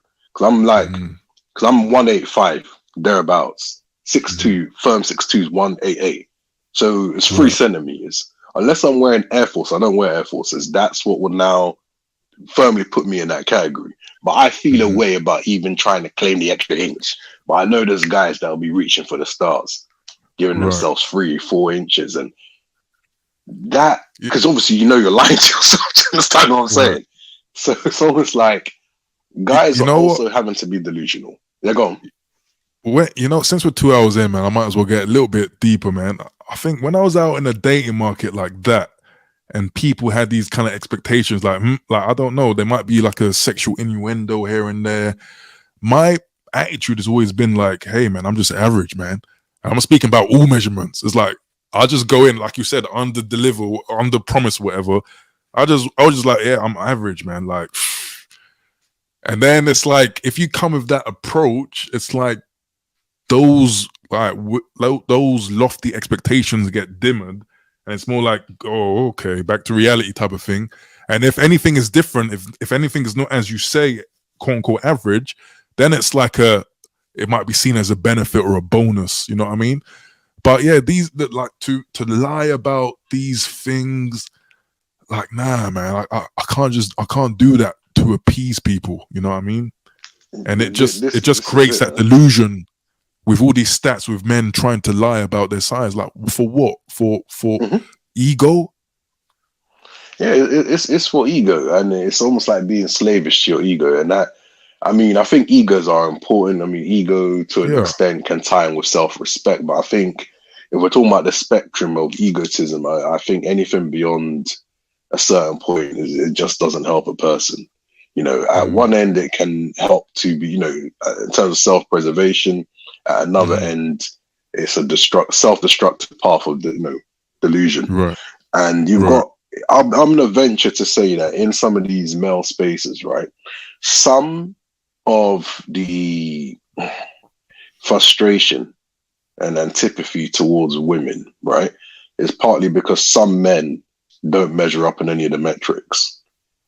And this is not to shame them, but because some of them have created, in some cases, online personas, they see the futility of it, because it's like you can engage in the fantasy, but if you say the right things and you've piqued a woman's interest and she wants to meet up, how many things are you going to have to kind of, live up to? You understand? How are you going to cobble together enough illusions in order to actually, you understand, at least appear to live up to what you've claimed? So typically such interactions are short-lived. They only remain like relationships of sorts that never really materialize into anything meaningful. Reality. Even if it's even if it's an FWB. So in some cases, certain guys have almost sold their souls to not look. For example, when Kevin Samuels, the Kevin Samuels effect was such that I noticed everywhere there's so many guys that were 6-figure earners.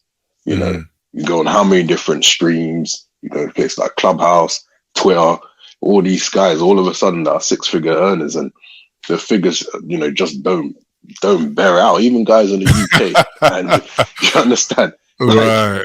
Yeah. For a guy to be making north of 50K on a PAYE is, going by UK salaries, is very impressive. And you've got people that make pretty decent money, depending on the measure you want to look at.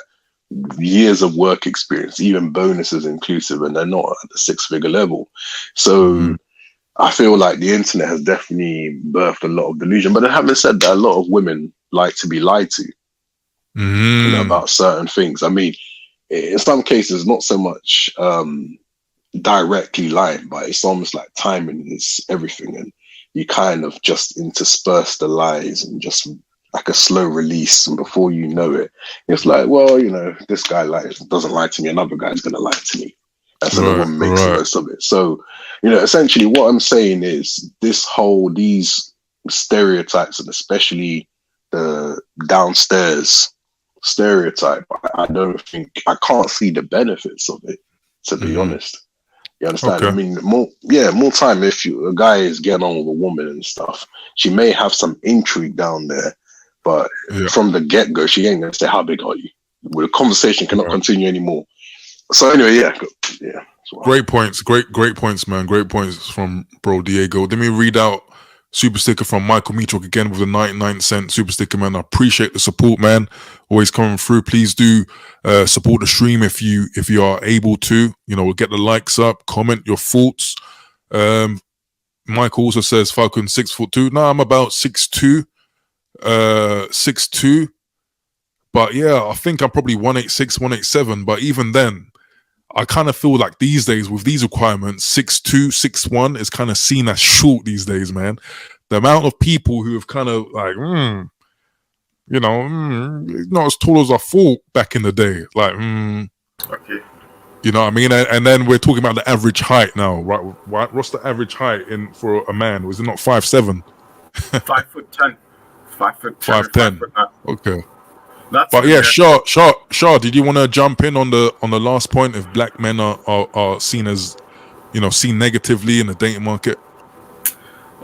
Yes, it is true, but all of that is just statistics and numbers, just like it is on the census. When it pertains to things, I never fill out forms when it pertains to census and things like that. They just use that to pocket watch people's information and things like that.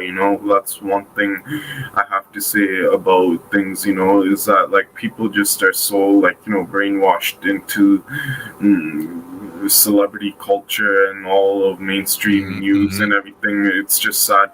And it's like saying this, whenever you eat any frozen food or any added preservatives or any junk food from your favorite store, that's not healthy. That's gonna cause a lot of health issues. That's why it's always good to eat homemade cooked food, because that way you can preserve your health more. That's the same with sex. It's always good to talk to a woman when you're in the position to, for example, my preference in terms of woman is probably Moroccan woman and probably quadroons. Okay, we're going back to, look, man, sure, I appreciate it, but we're going back to veering off the road. Like, I didn't ask about dating preferences.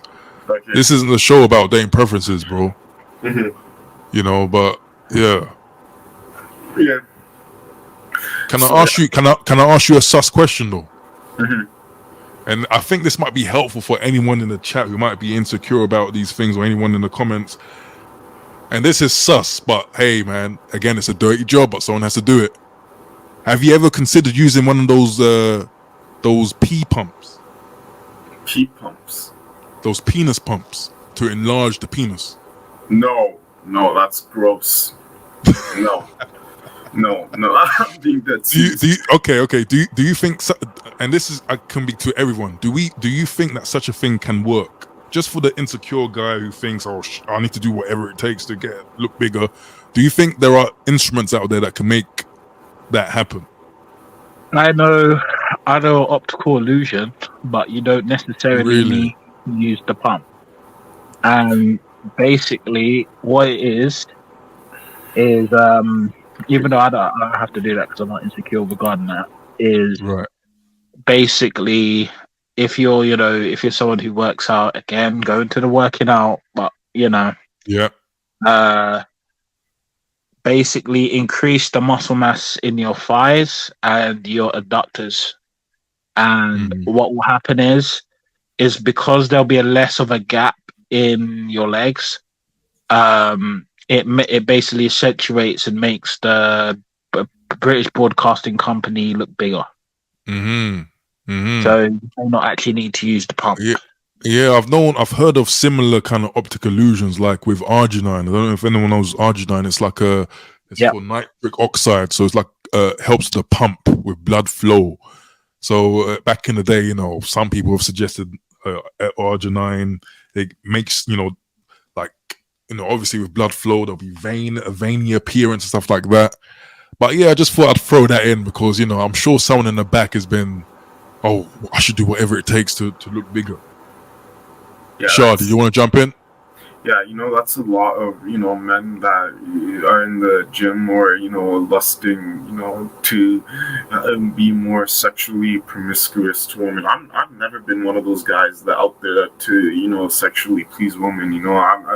I'm like quite the opposite. I don't, people can say, oh, this man has no feelings. He's a psychopath. He's some sort of, robot with no emotions. I don't care, like I never ever felt like I needed to go out and ask for a woman. People be like, "Oh, you must be gay. You must be."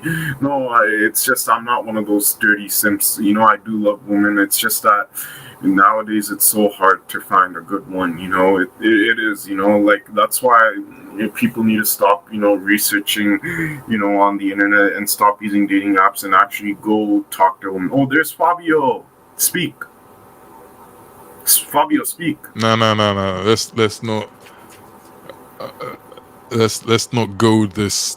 I don't know what he's gonna say, but I just thought showcase. But I think it's trolling actually because he's got a proper emoji. Anyway, guys, I think we're at the sweet spot of this discussion, man. So let's go into closing thoughts with regards to the whole BBC myth and how we can basically erase the stigma, if it is a negative stigma, or anything you want to say just to tie a bow to this subject. Starting with Shah, you want to go first since you're unmuted? Yeah. Men, all that sexual things, just keep it to yourself. That's all I have to say. Don't be saying that to a woman. Don't be bragging it on the internet, because nowadays anything you say is censorship. And people will have access to it, and and I don't know who the hell that retard is, that Fabio guy, but like, nah, come on, let's not cool names now. Let's not cool names. Nah, like he irritates me, like he just creeps me out, that egg-sized shape and that, Okay, let's not veer away. Let's not cool names. No, he's the creepiest dude I've seen, man. I literally had nightmares, after, like, I couldn't go to sleep after I seen that guy's face. I'm not even lying. That's how creepy he was.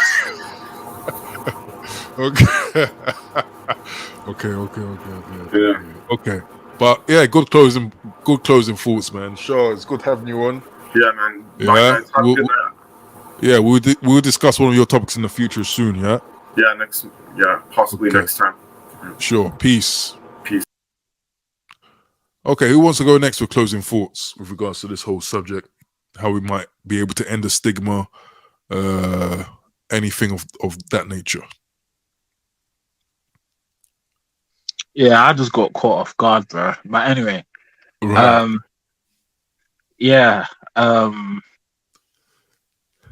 That it was a good show, very informative. I'm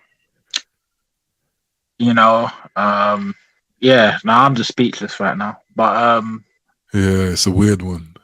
Yeah, I ain't got no words. All I got to say is, good show. Very informative. And that's all I got to say. On to the next one. Okay, man. Jesse, good having you on. Great points as always, man. So salute to you. We'll catch you in the next stream, hopefully. Okay, but for now, peace, yeah? See ya. Yeah, peace. And last but not least, we've got Diego If in the building. Any closing thoughts with regards to the BBC myth? Black men must have a BBC or else.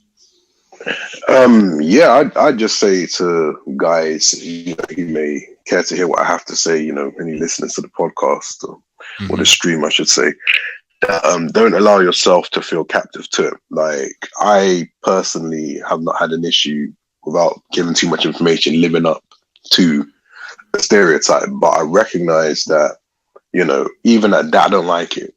So you understand, it's never been an issue for me, but I just don't like the stereotype. And what's even worse is black people perpetuating it. So look, at the end of the day, if other groups do it, that's on them. And I expect the women of the group, so-called black women, to do the same thing. But I think the men need to take a stand, because it's not advantageous. Predicating or making your identity a key or an integral part of that, being on how sexually, should I say, virile. Yeah. Is overrated. And invariably, you only have so many hours in the day. You only have so many things that you can actually accomplish. That there should always be a back burner. For what it's worth, men that don't tend to overly obsess on being this Mr. Steal Your Girl, Lothario type, tend to have more access to women, and the expectations aren't as great sexually because the guy is on this purpose. The guy clearly, do you understand what I'm saying? So I think men just need to take that into account. There really aren't many games. It might kind of feel like an ego boost in the moment, but either side of it it's futile. So yeah, just extricate yourself. Somebody basically brings it up, in anyone's way. Just kind of put them straight and say, come on, man, there's better things to discuss. And if they try to shame you, just be like, okay, if that makes you feel better, if it makes you sleep better at night, this way, I think people that perpetuate this stereotype, they should be shamed. If they try to shame people who don't want to partake in it, turn the tables on them, shame them. Maybe they might grow up and learn from it. So that's what I have to 100. say, Yeah, Diego, man, always a pleasure having you on. Man, appreciate all your talking points. And hopefully we'll see you in the next stream. Yeah, for sure. But for now, peace. Peace. Yeah, take it easy. And get well soon, man. Get better. Thanks, bro. Yeah. Hopefully. Peace. Okay, folks, you heard it here.